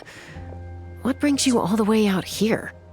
Well, I was patrolling nearby when I heard the sound of an explosion. What's going on? Let me fill you in. You explained the Paul's king to Alpa. I don't believe it. Elder Alba, does the name T'Pol ring a bell to you? I feel like I've seen it written down before. Maybe in a list of candidates for the flying trials? Huh? So he's a member of your tribe then? No. If he was a member of the Flower Feather clan, I'd definitely know him. Shall we head back to the tribe and do some investigating? Now that you mention it, I do remember a young man from outside our tribe who came to participate in our flying trials once. You were away on a mission at the time, which is probably why you don't remember him. He was a craftsman from the Children of Echoes, but he'd always dreamed of soaring the skies, so he wanted to join our flying squad. The Children of Echoes? That's rare. But despite his best efforts, he unfortunately failed to pass the trial and gain the Kukasaur's approval. In the end, he went wingless and returned dejected to the Children of Echoes. Wingless, huh? Maybe he invented the phlogiston wings to get revenge on the Kukasaurs. Perhaps. Or maybe it's simply his way of dealing with his regrets over his past flying endeavors. Either way, It doesn't excuse his abuse of the Kukasaurs. I'm gonna take these guys back and expose the truth to the tribe. It's time for this conflict to end. Easy, Chaska. Remember what I said about keeping a low profile? Yeah, but the ringleader still hasn't shown show? himself, and this man's allegation about powering the phlogiston wings with Kukasaurs is only speculation. We have proof Bringing of these them. men to the tribe now won't Hunting win them down. over any current supporters of the phlogiston wings. In fact, it may even escalate the conflict further. No, they've been hunting the After all, Footstars. many are mistrustful of the Kukasaurs after recent events. Is that why T'Pol waited until now to try to capture my sister? I don't know. I mean, he did tell us to spread negative rumors about the Kukasaurs and slip some Mora to anyone opposed to them, but... But Koya only attacked humans because they stole her child! Nevertheless, we will be hard-pressed to change people's minds while emotions are running high. Unless we have irrefutable evidence. You mean we need to catch T'Pol himself? Bravo! My thoughts exactly. In the meantime, leave these men with me. I'll escort them back to the tribe. I'll take the other members of their crew into custody too. They won't get another chance to stir up trouble. Fair enough. I guess finding T'Pol is going to be the key to resolving this conflict. Let's hope the Children of Echoes have some info on him.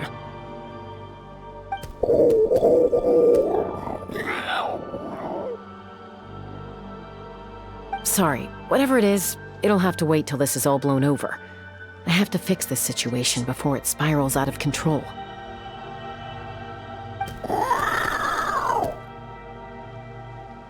Mom, Sis, rest up and get well soon.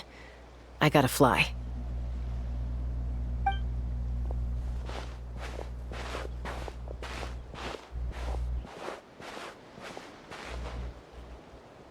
Everyone departs, leaving only Chip and Koya. So we're not seeing that. If you're worried, go ahead and follow her. Don't worry about me, Mom can take care of herself. Got it.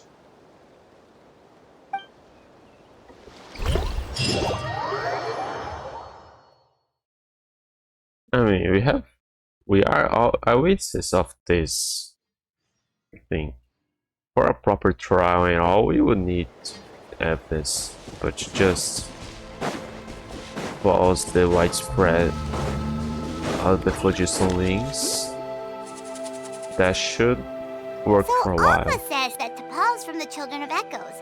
But how do we track him down? Just ask around until we find him? As the chief? Let's start by talking to someone we know. It'll be faster that way. At this time and place, I'll bet the easiest person to find is... Shilonen. Wakey, wakey, Shilonen!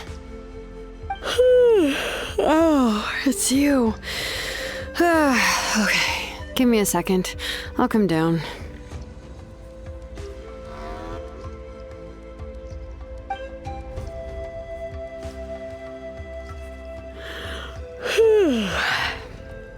Seems like you both love climbing trees. I climb trees to fly further and see farther. I don't usually stop for a nap. Well, we're not all like you. Always full of energy, even after flying around all day. Yeah. So, you've come all this way and interrupted my precious nap time. Might I inquire as to, why? I'm sorry, Shilonen, but it couldn't wait. Does the name T'Pol mean anything to you? He's a craftsman, apparently. Huh. T'Pol. Yeah, that rings a bell. I think that's Puma's child. Is he in the tribe right now? Nope, I'm afraid you're a few years too late. Why are you looking for him? It's a long story. You'll try to explain what happened simply and briefly. Huh, phlogiston wings. Wow, okay. The kid actually pulled it off. Well, looks like, no more rest for me today. Pulled it off? You mean he's tried making something like this before? Yeah, he started trying to build a flying machine right after he got back from the Flower Feather clan. So right after he went wingless, then. Was this flying machine anything like the gun you made me? You mean your yes, gun sir. that's harder to tame than the proudest Kukasaur? No, he wanted to build something that allows anyone to fly freely, even if they're not naturally gifted. But he never got very far back then, though. Blew up his workshop a few times and barely made it out alive. I never really kept up with him after that. His parents traveled a lot in their youth and only returned to the tribe after he was born. But they settled in a remote area and don't interact with other people much. Which means most people in the tribe don't know them very well. Your best bet is to chat to his direct family. I'll go get Puma. Wait for me in front of the workshop. I won't be long. I thought we'll probably meet you at their house.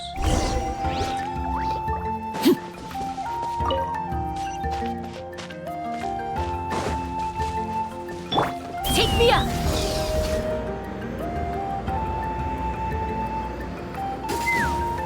Oh, no.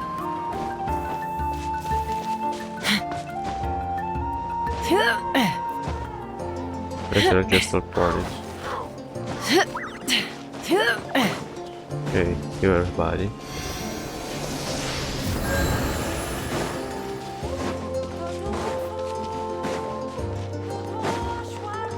Let's fly! After a short while, at Chillin's workshop. I'm back. Allow me to introduce to Paul's mother, Puma. Hello, we're... Oh, save the pleasantries. I don't want to spend any longer talking about that boy than I have to. Huh? I disowned him long ago. He is no child of mine. All he cared about was his pipe dream of reaching the sky. Oh, we tried to talk sense into him, but he was obsessed. And then when he left us, he spouted some nonsense about building a workshop in the sky to avoid the constant criticism of us ground dwellers. Sounds good. He left his notebook behind. Whatever questions you have, you can look for them in there. I am done talking about him. Don't even know. He's no what son he of did. mine. He never called me Mom anyhow. Well, if you always spoke like that.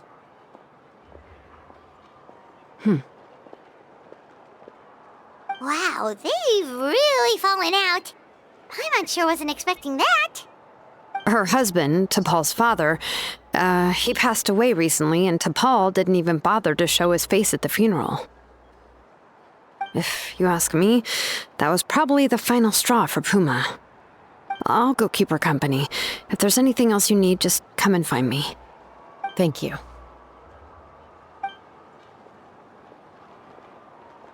Okay, so this notebook is the only lead we've got now, right? What's in there? That doesn't seem efficient. Log number 97. The experiment was a failure. As expected, the technology of Tlalocan, the city, is not easily replicated. The floating device, bereft of the relic's support, fell quickly. Is that a power output issue or a weight issue? It seems that we'll have to rely on components obtained from Cinder City for the time being. Those blessed brutish boors, how dare they question my ideals? It's just a few smash workshops. If we cannot even take such a minuscule risk, how can we ever surpass our predecessors? Whatever, the relic remains within my possession. As long as I continue my research, I will surely make progress. Even father and Puma, well, his father is called father, but Puma he doesn't call mom. Refuse to support me now. Put up to it by those Bulgarians in the tribe, I'm sure. But so what? So what if no one in this world supports me? I have my own ways. It is time to leave this place. My dream is the entire sky itself. Some early designs for the phlogiston wings, and some theorizing about an airborne workshop. Tlalocan, the Cinder City. Looks like that's where he got his technological inspiration from. So, was he serious about the workshop in the sky? But that's such a big project for one person. Do we think he actually pulled it off? Actually, look at the balloon sketch. Haven't we seen that somewhere before? Oh, yes. The one from the trial arena that was super high up. That balloon has been there for a while, and everyone's been wondering how it got up there, but what if that's the wrong question? What if it started off even higher up, above the clouds and out of view, and it only descended to its current height due to some kind of malfunction? In other words, it could be Part of T'Pol's workshop? Seems likely. If T'Pol's base had been hiding above the clouds this whole time, that would definitely explain why Isidore couldn't find it. I totally called it! But how do we get up there? Chaska, can you even fly that high? Can Paimon fly the high? By myself? Possibly. But with a passenger, no chance. I doubt even phlogiston wings could take you up that high. At least, not without that relic T'Pol mentioned in his notebook. Yeah, and he's probably holding on to it. We'll have to find another way. Can you fly up the high, Paimon? Nope. That's way beyond Paimon's altitude. Also, would you really expect Paimon to go up there and take on T'Pol all by herself? Let's not worry. Just because we can't think of a solution doesn't mean no one else can. I'm not the only flying expert in my tribe, you know. Oh, good point. We should go ask Elder Alpa. And Mutoda. He was quite the flying ace back in the day, too. Let's head back and see what they suggest.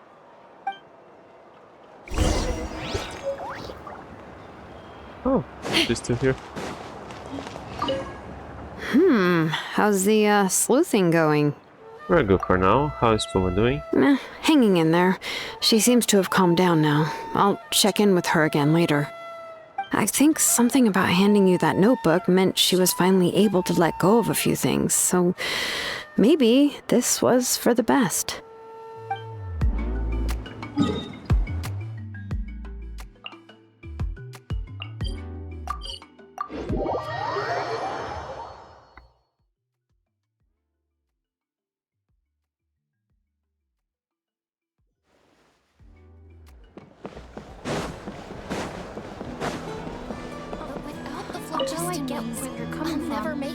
Chaska, you're finally back.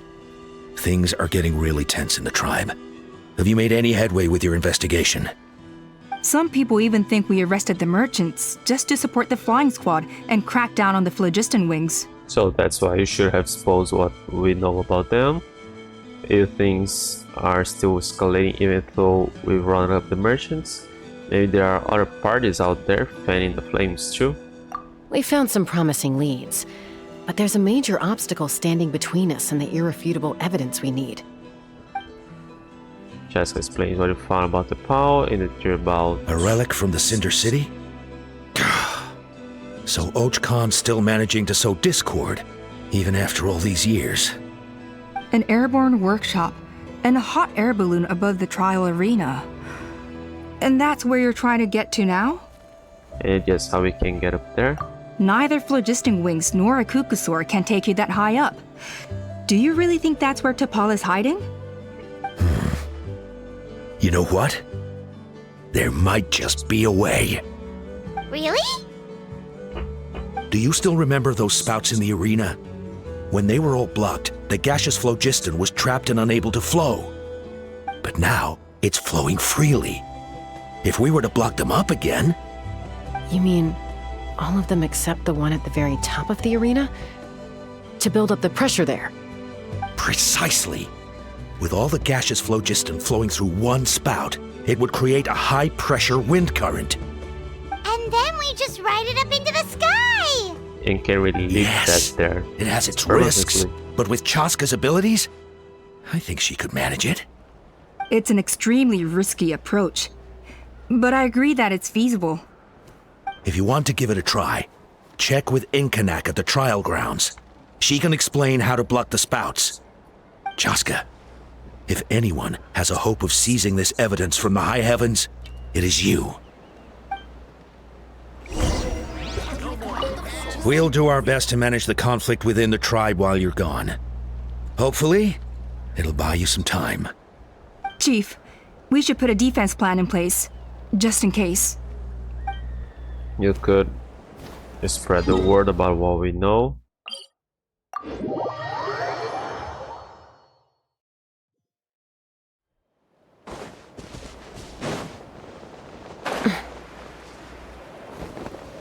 Oh, I saw the E button there. I tried to use me there, but it doesn't work. You heard to this trial. It really explains the situation. Goodness me, that is a very bold idea. Maybe so, but we have to act fast. What's the quickest way for us to block off the spouts? From a technical perspective, I'd have to advise taking some measurements and carefully planning this out first. But I'm guessing that's not what you want to hear. Right. Then we'll have to take the rough and ready approach. See the solid phlogiston over there? Our prior inspections revealed that some kind of stable structure has formed inside, making it highly damage resistant. It's not without its weak points, but unless they're all struck at the same time, the structural integrity won't be threatened. So, what happens if we do strike them all at once? It'll collapse. Okay, I see where you're going with this. Yeah, you got it. As long as you hit all the weak spots at once from the right angle, the solid phlogiston will fall right on top of the spout and block it up. You're right about rough and ready. Sounds like my kind of plan. Take me up!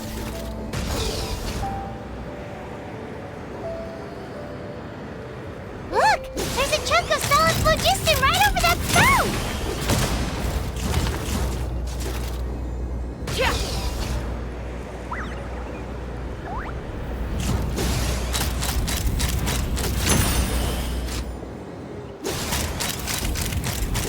Open fire! That? Ah. Yeah, no. There's another one.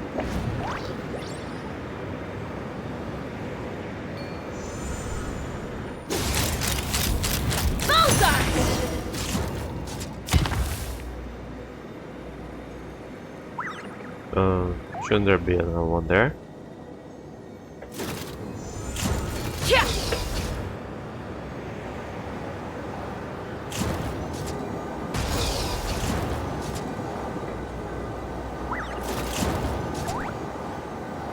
I'm running out of phlogiston.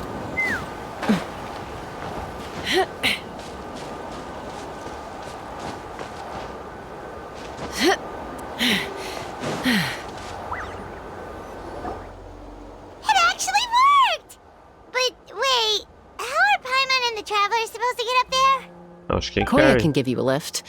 She's actually been following us this whole time.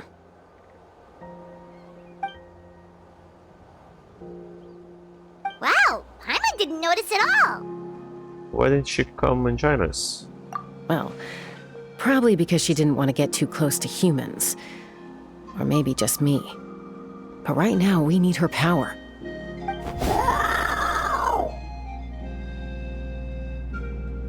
Whoa, you didn't even have to summon her!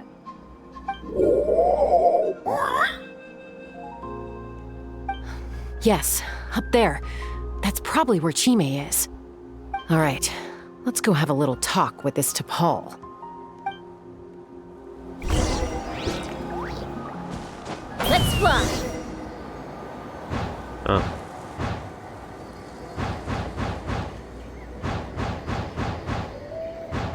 This could be here permanently. It'll be nice.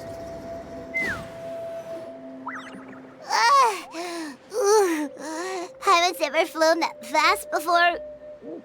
She feels so ready to throw up. At least we made it in one piece. Aha. Just as I thought. It might look like a regular hot air balloon from the outside, but up close, it's clearly been heavily remodeled. And sure enough, it only descended below the cloud line because the custom-built machinery malfunctioned. Can you tell where the issue is? I should be able to figure it out with T'Pol's notebook. Thankfully, I know a little DIY from fixing up my guns when they're having issues. Mm-hmm. That should just about do it. Now all it needs is a nice hard kick. Maybe that works on your guns, but, huh? We're really moving!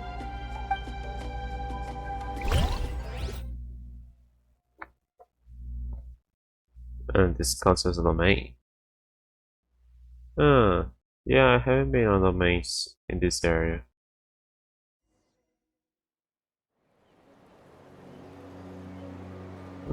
Cool. Here it is! The workshop in the sky! Oh, you gotta see it to believe it.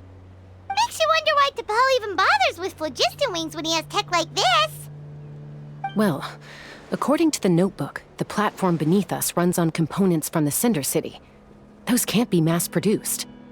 Also, I have some doubts about its mobility after seeing how it moved just now. For someone like T'Pol who dreams of flying freely, this definitely doesn't cut it. But if he's got that relic, he should be able to make a set of prototype wings for himself, right? Why bother making a whole flying workshop so he can mass-produce them? He can come and go freely from this workshop. He's probably already built those prototype wings for himself. But this doesn't add up. If he's already achieved the power of flight, then he must have bigger dreams we don't know about. But and everybody's a hero, no one's With any a luck, hero. we'll find the answers in his workshop. No one's everybody should be able to fly, so Kukusaurs aren't important anymore. Oh. Kukusaurs! Seems like the merchants were right. T'Pol's using them for his own ends. I'll bet that mechanism on top of the cage opens the door. Let me give it a try.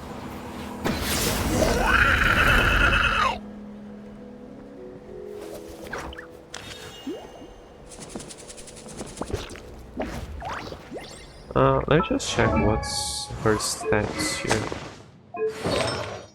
Okay. They are... I can't really see each individual part. Hang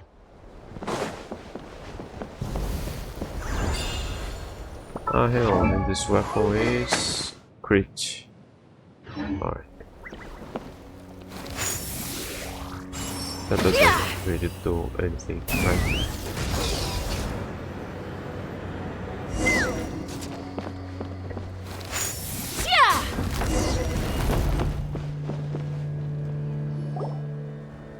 Why won't it fly away like the others? Others? Is it?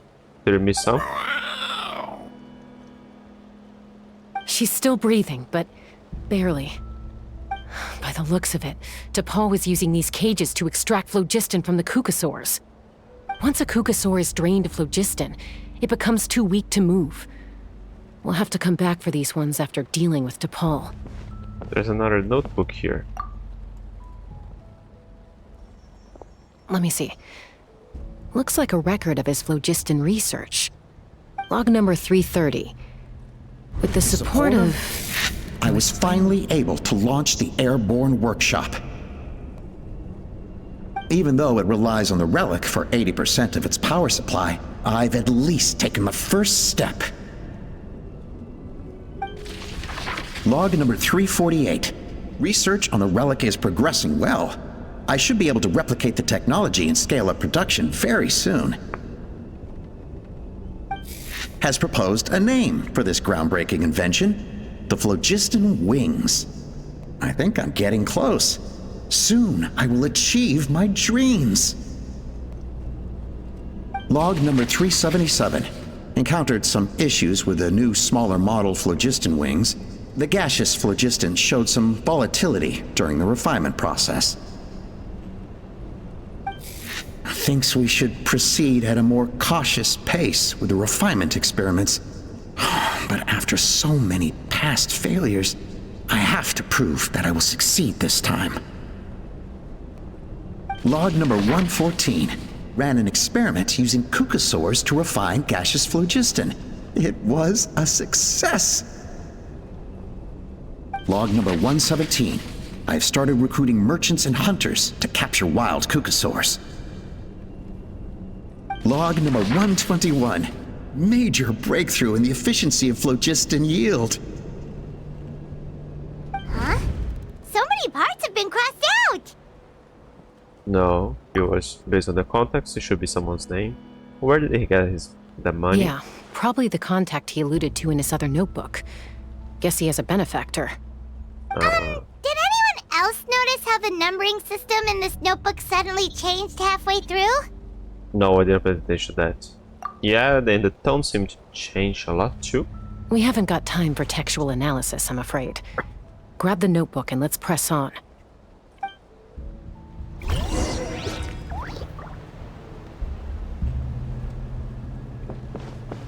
Did I miss another cooksaur? No. Oh, there's a...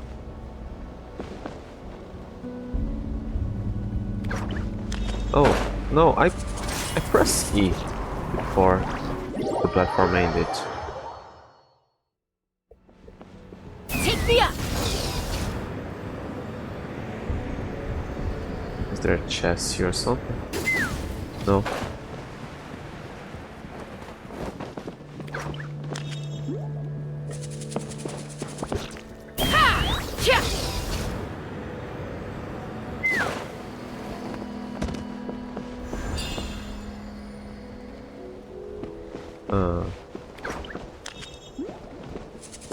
Isn't there more? I thought there would be enough for me to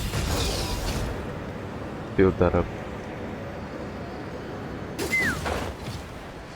Okay. No.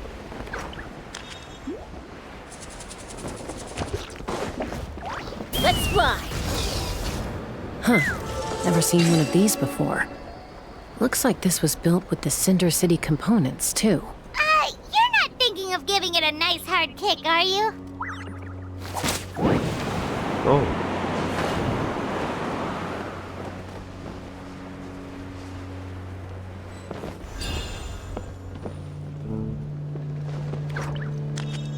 There doesn't seem to be a chest there.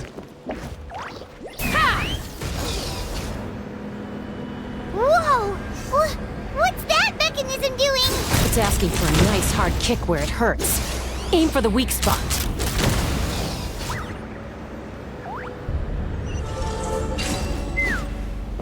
Okay, that's the checks.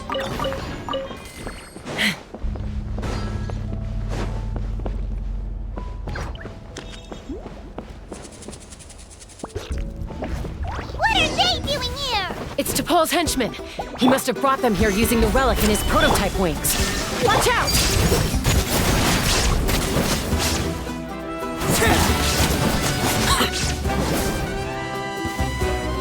Oh, I threw up there.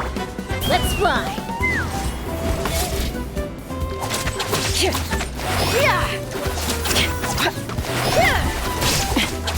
me up! Open fire!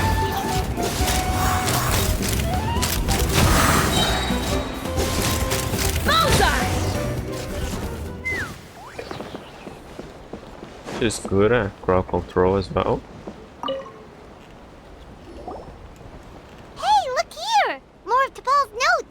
Let's hope there's some useful information inside. Please score T'Pol's notes for info. Log number 403. Introduced me to some new comrades who fully support my ideas. I told them that some saurians are blessed with wings, and some people with natural gifts, while the less fortunate among us can only look on longingly as they seize the skies. But I also told them that progress can erase individual differences. Think of the tools humanity has made to fight back against wild beasts. The law we have put in place to even the playing field between the strong and the weak. I promised them that our research will be the new frontier of human progress. With our phlogiston wings, the power of flight will no longer be for a select few to enjoy. Imagine a world where the skies are for all to share. I only hope that when we finally achieve this goal, we'll be proud of me. Father. Imagine Mother. a world where the skies are for all to share. Yes, what a wonderful world that would be. If only it were possible. We could respond faster. And so many tragedies could be prevented. But to Paul, what about the saurians you're draining dry of phlogiston? You're not sharing the sky, you're stealing it! Bad move. I won't let you get away with it. Chaska.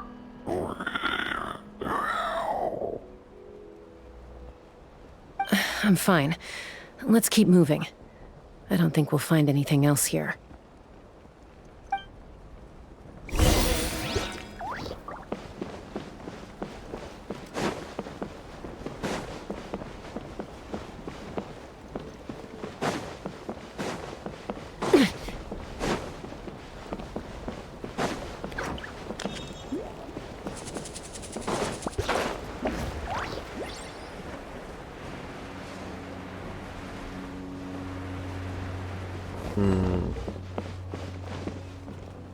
Yeah, this ain't the end.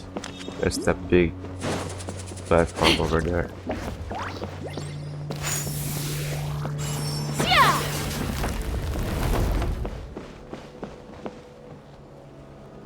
Big deal. Do I need to release them? Let's fly.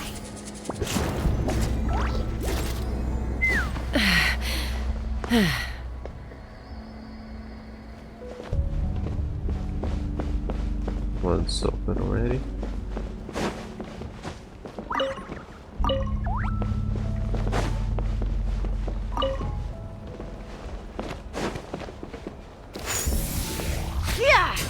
Does that even matter?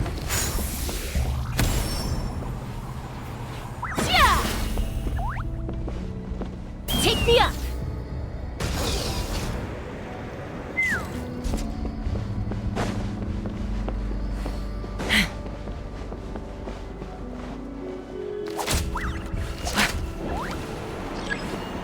How about that?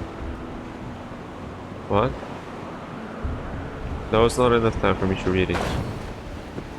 Something's blocking the way. Ah.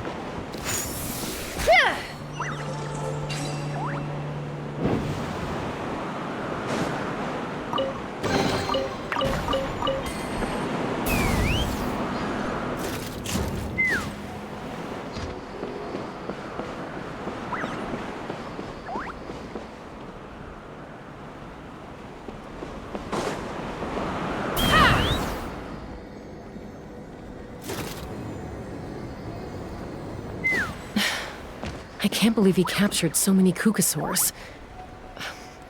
But right now, we have to focus on solving this problem at the source.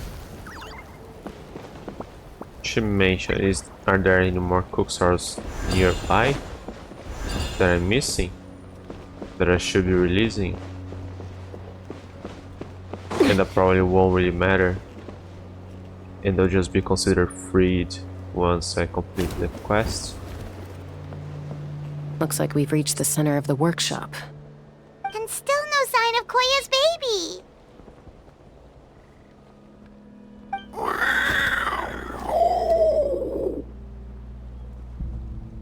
Let's search this area for now. If we still can't find Chime, we'll double back. Okay. Let's split up and begin your search.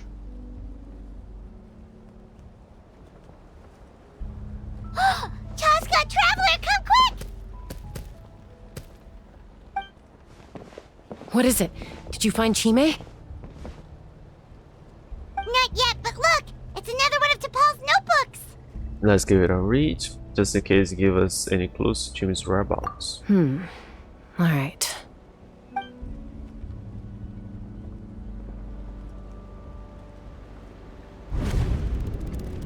Log number 428.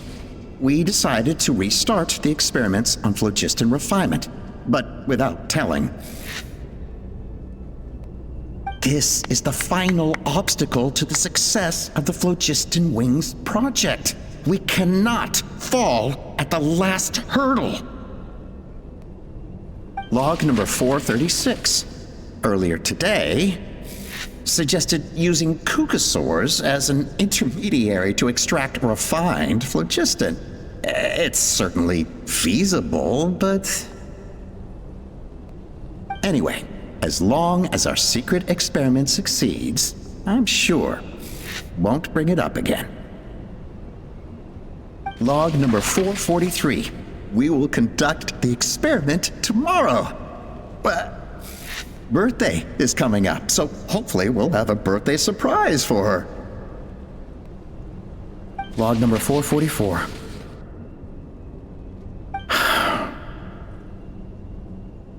Huh? Why is this log empty? I guess whoever wrote down the log number was prevented from recording the results. There's more. Let's keep reading. Log number 0. We lost many comrades in the accident. Among them are friends, lovers, and children. No, there was a whole town living here. We cannot stop now. We will keep their legacy alive and carry their dreams forward. As of today, we are scrapping the artificial refinement method. Instead, we will focus all our efforts on phlogiston extraction from live kukasaurs. They are arrogant beasts whose existence in the wild serves no one but themselves. Their true worth lies in their sacrifice for the sake of human progress. To facilitate our operations, we will gradually move the airborne workshop closer to the Flower Feather clan, even as we continue to expand it. All this we do to create a world where the skies are for all of humanity to share. All this we do to make T'Pol's dream a reality. Okay, T'Pol died. Given the way this is written, not to mention the fact that the numbering has started over from 0, it kinda sounds like this is someone new. Does that mean that T'Pol's already... But in that case, who have we been pursuing? There's also a letter tucked in the end of the notebook. It's from Puma.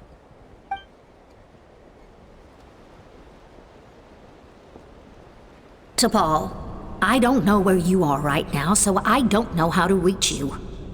My best bet is to send this letter to the Flower Feather clan. Your father is gravely ill. Oh, I know we've had our differences in the past, but he is still your father. Won't you come and visit him? Please.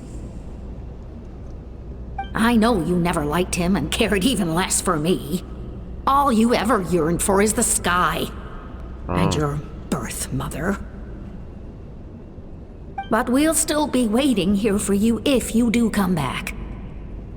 This may be the last chance you'll get to see your father. So Puma's not T'Pol's real mom? Huh. Well, she did say he never called her mom, but I'm gonna assume she was just venting. We know that T'Pol's father passed away quite recently, and this letter looks recent.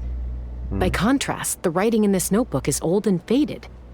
It looks like the real reason T'Pol didn't attend his father's funeral is because he'd long since passed away himself. Then T'Pol's birth mother, then the perfecter who found this workshop, then the real ringleader behind all this. If we ask ourselves why this letter was sent to the Flower Feather clan, But who is she? why T'Pol always yearned for the sky, and how he got his hands on a relic from the Cinder City, it all points to one answer. That's right. T'Pol was my child. He was born during my days as a wingless wanderer. His birth gave me new hope. I wanted to become the kind of mother who spent her days as a valiant rider, soaring the skies. Not an aimless, wingless nobody. But his father wanted to settle down, to give his child a safe, sheltered life in his tribe. We fought about it constantly, until the love we once had for each other was gone. He started a new family, with another traveler who was also looking to return home. And I went back to the Flower Feather clan, alone. I had no idea that despite being raised among the children of echoes, my child still harbored dreams of the skies. Can you imagine, Chaska? The joy and surprise I felt when he showed up at my door, asking to join the flying trials. Or how proud I was when he said he wanted to prove his own worth, rather than relying on my position as elder. And then the anguish that overcame me when he was rejected by the Kukusaurs and became wingless, just as I had after my injury. You've got a lot of nerve showing your face here. Don't take this the wrong way, Chaska. I'm not here for a fight. I just want to talk. Isn't that your preferred way to resolve things? I trust you've learned of Tepal's wish on your way here. A world where the skies are for all of humanity to share. If only his dream can be realized, no one will ever have to lose their wings again. Our aerial prowess will be greater than ever before. War will never again come at such a great cost. The loss of Koichi is a tragedy that need never be repeated. So tell me, Chaska, do you really wish to see the phlogiston wings forever grounded and gathering dust? Nothing you've said excuses all the conflict you've caused. You mean the argument back at the tribe? It was a necessary measure. Sometimes this is the only way to accelerate the pace of progress.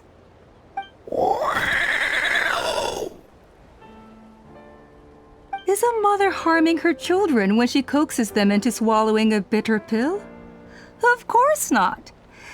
It is a brief moment of suffering for the greater good, and the child would come to understand this in due course. The phlogiston wings are that bitter pill. We will never progress as a tribe if we cling to the scraps the Kukusaurs offer us. Once the people have embraced the phlogiston wings, they will never look back. Even if they learn how the refined phlogiston is sourced. They will convince themselves that the sacrifice of a few Kukusaurs is a small price to pay for our dominion over the skies. But this I had not anticipated. I barely had the chance to introduce the phlogiston wings to the tribe before you found this place. Your plan was hardly foolproof.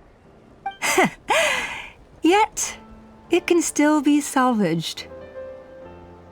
Chaska, traveler, you are the hope of humanity. I'm sure you have your doubts about my methods, but know that my love for humanity and for Natlan is genuine.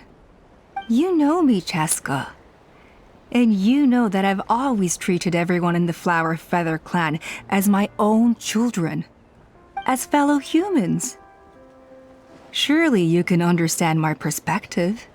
There's definitely food for thought. You wish. Okay, do we prolong the conversation? Hey, quit the quips! This is serious! Alpa, Natlan doesn't belong to humans alone. And truthfully, neither do I.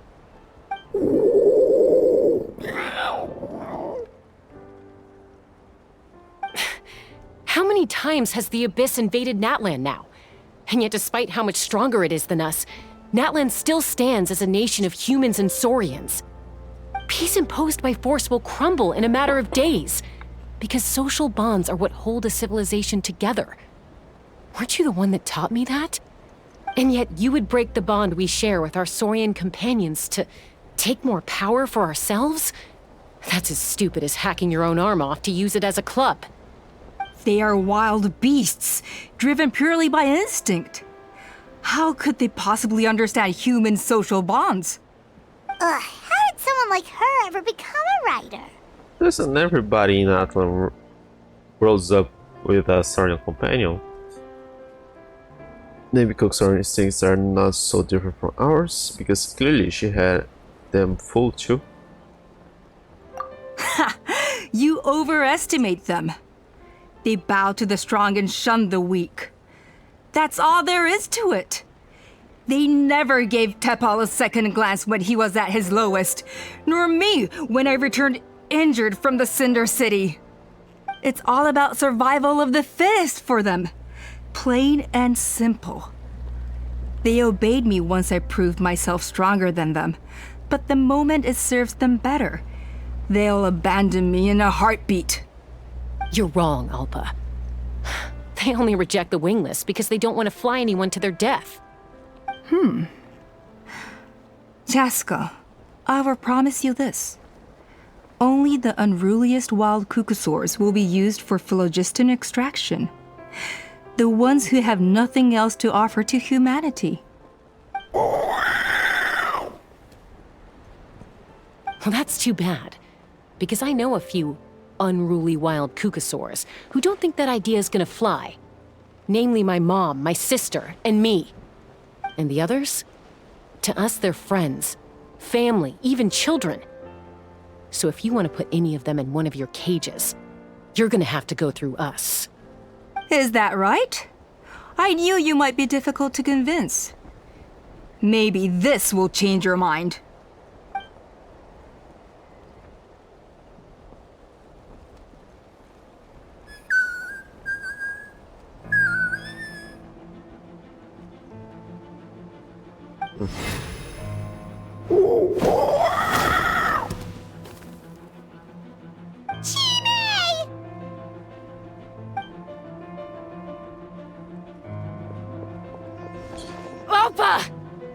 Why is the plot twist always Careful!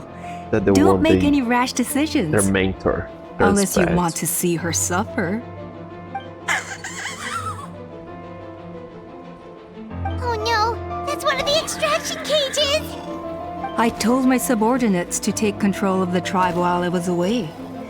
Luckily for them, our strongest warrior and our most powerful ally aren't there to stop it. Take control? What are you planning to do with Mutota and his supporters? Merely accelerate their inevitable downfall.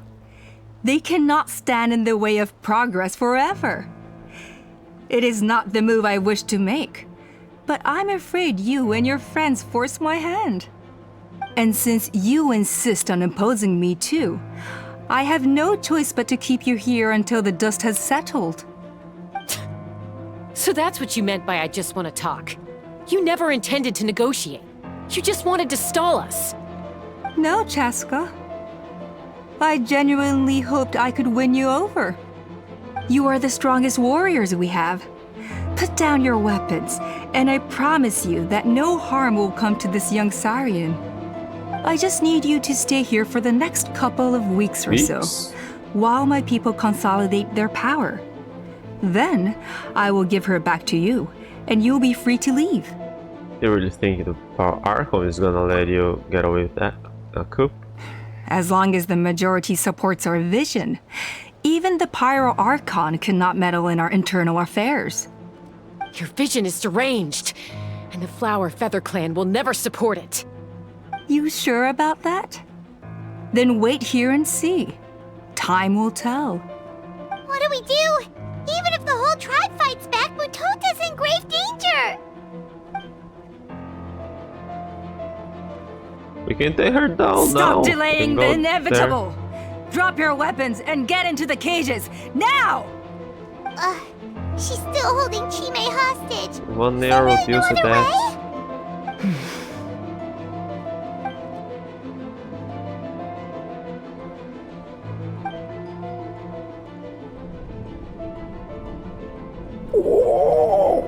I'm sorry, Chime.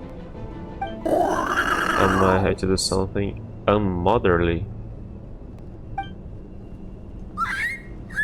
Do it, Mom.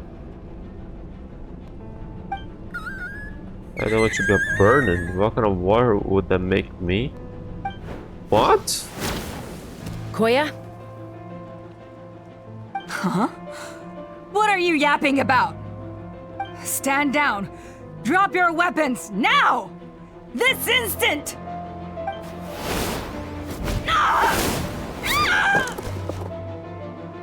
No! The relic! Now?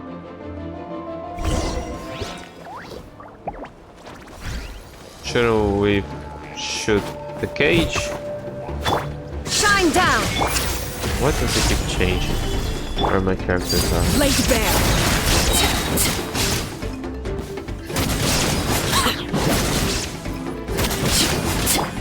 Knock him down.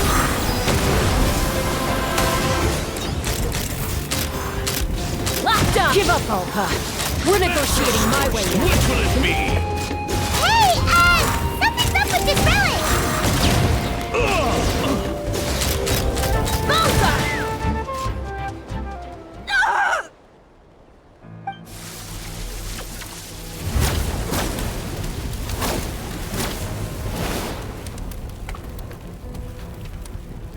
No! What is she doing? She'll bring us all down with her! But why? We stabilized the relic! Maybe it got damaged in the fight. If we don't think of something fast, this whole workshop is gonna fall apart. No. They're directly beneath us. My beloved tribe! Leave the workshop to me. You do the relic. What can we do to steer it? If we don't solve this problem at the source, this whole place will come crashing down. Okay, Shouldn't we release the chimney? it's too powerful. This ain't a toy like last time. I don't think I can just throw it aside.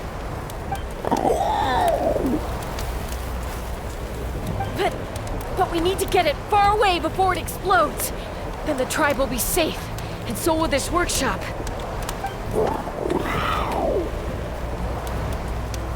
Koya, remember when we were kids? Come on, let's take this thing high up into the sky.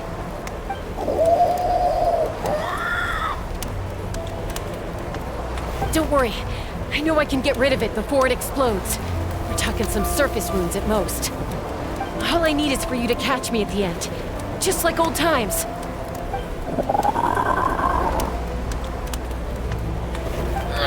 I can't hold it back anymore. We have to go. Don't be insane! Alpha attacks Chaska from behind while the rest is wild. Alpha! What are you? Oh. You're a fool, Chaska! Why would you choose such a risky solution? We cannot entrust the safety of our tribe to this wild Saurian! I'm the fool. You really think you can stand a better chance than me? Aren't they epic too much? Sure, it may be asking too much for an ex-Wingless to escape the blast radius in time. But I can fly it a safe distance away, even if it's the last thing I do.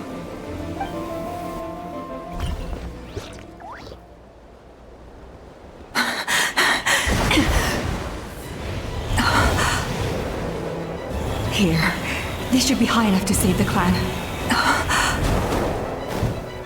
What? You don't get to die a hero today.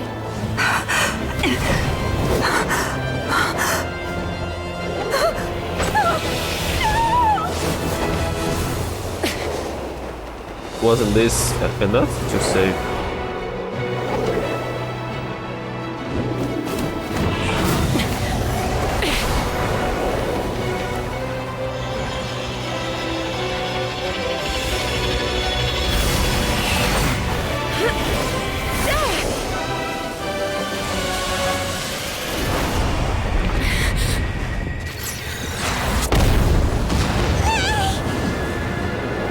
Doesn't she need Koya to catch her?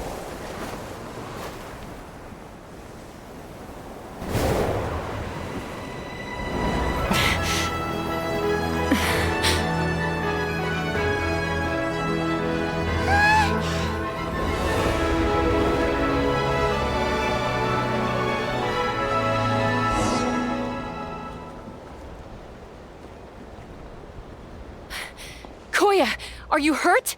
Let me take a look at you.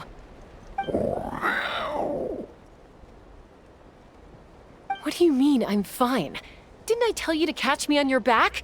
Why did you try to shield me from the blast?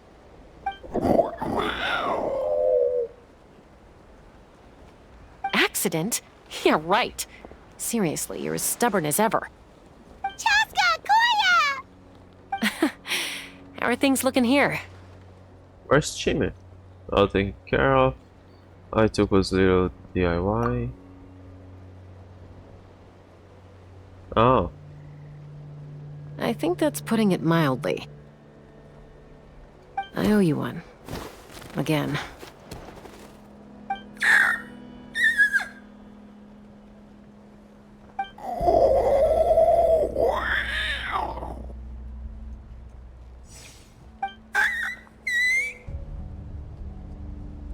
Oh, but be honest.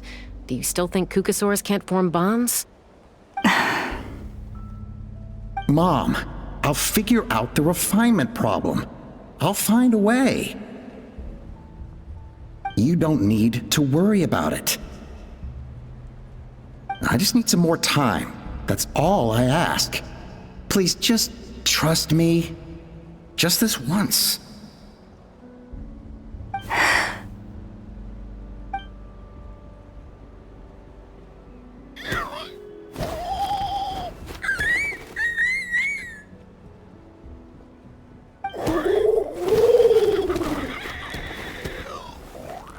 The Flower Feather Clan yield to the strong. And it's up to the winners to define what strength means. So it looks like it's my turn to yield.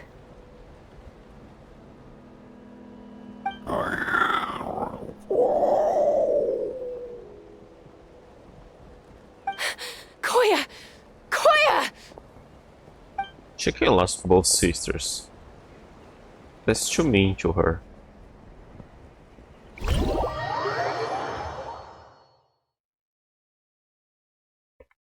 And I suppose we won't be fighting Boba Fett so soon.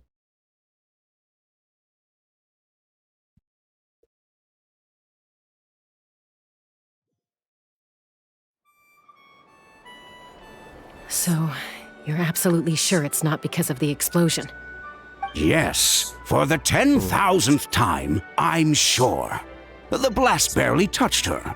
The reason she fainted was old injuries playing up, compounded by overexertion in recent days. The moment she finally relaxed, all the built-up stress finally caught up with her. And no wonder. Honestly, she's just like you. How did it brought her Anyway, back? Now you know how we feel when you go off risking life and limb. Your mother and I would both appreciate it if you lived less dangerously. You know she wrote to me from the Masters of the Night Wind, just to scold me for not doing enough to keep an eye on you. If she wasn't so busy with work, you can bet she'd come back here and chew us both out in person. Can we meet her? I'll find an opportunity to apologize to her. I promise. You'd better. No more avoiding us, okay? And don't get me started on all the checkups you've missed. Got it. Got it. Huh? Koya? You're awake. I'll go let everyone know. Everyone who? Hey! But we're not done talking! We're not around. What are we gonna do with her, Even after everything that's happened, she still hasn't figured out how to start the conversation with you. She keeps saying, I don't think Koya has forgiven me yet. But if you ask me, she's the one who's scared to open up and have an honest conversation. For all her confidence, she's a very sensitive soul underneath. You'd think as a peacemaker, she of all people would know how to reconcile with her family after a falling out. She must have been a handful growing up. Thank you for being there for her. And of course, thank you for keeping her safe when you were up there in the sky. Koya, Uncle Cusco, we're here! What were we talking about just now?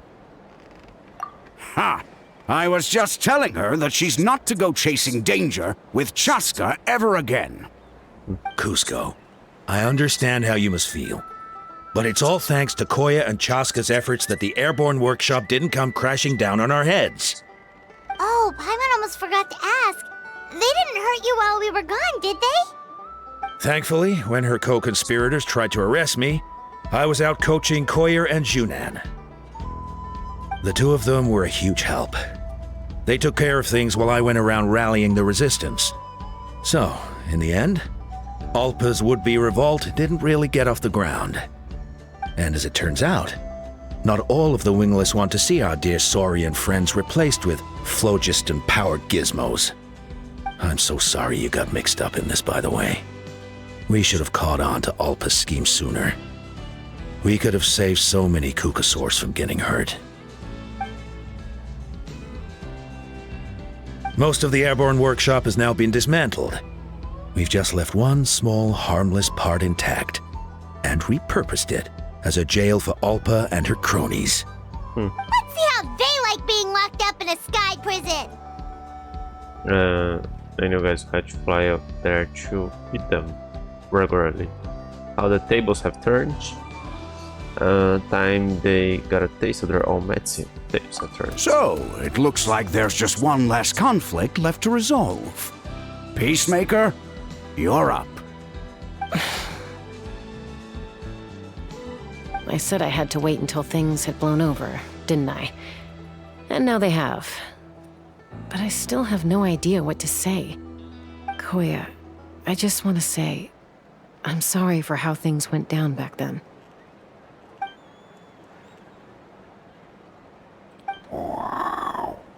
As much as we sorry about, humor was sorry, we all grew up and formed new bonds in the family. Way one. And now I've come to understand why you chose to stay among the humans. Huh? Does this mean you're not mad at me anymore? That's right. There's that family likeness coming through again. I'm on zip it. But that day, when we ran into each other. Alright, I admit I was angry at the moment. I thought you were their accomplice. Huh? So then, when did you finally make your peace with it? Mom? The little one can fly? It doesn't really have wings enough, large enough. Hey, slow down. Oh, it's Chime and Chimpu. They're here too. Yeah, they're always C. Koishu didn't have to start with C. Mom, are you okay? Mom's fine, love. We're all doing well.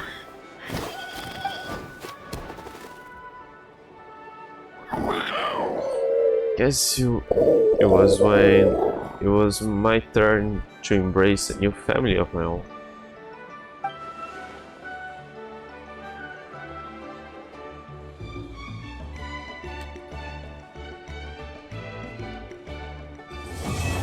All right.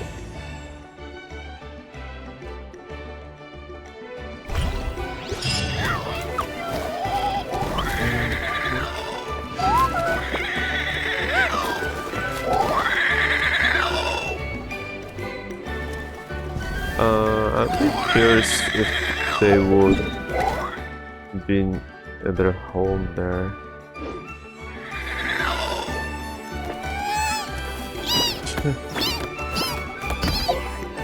Okay, let's see. I got that for completing before the 14 days. Oh, I need some of those to upgrade. I'm probably out of money.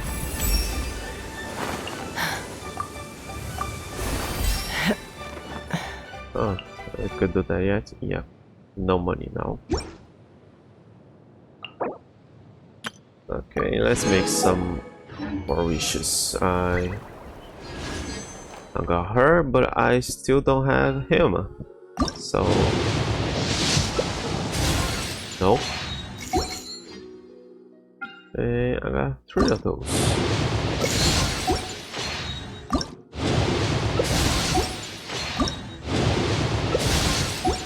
No, nothing here. Alright, yeah, that took a while. I don't think I'll do those mini games yet. I'll leave those.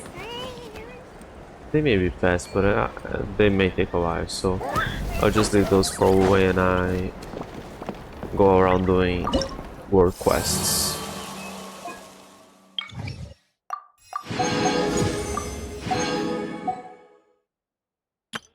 Okay, and now Well, it actually makes sense for us to have the wings here. I suppose we always get them the same way, so continue. Be prepared and stay safe. Getting stuff around Natlan. What's here? Ah, it's the notebook, I guess.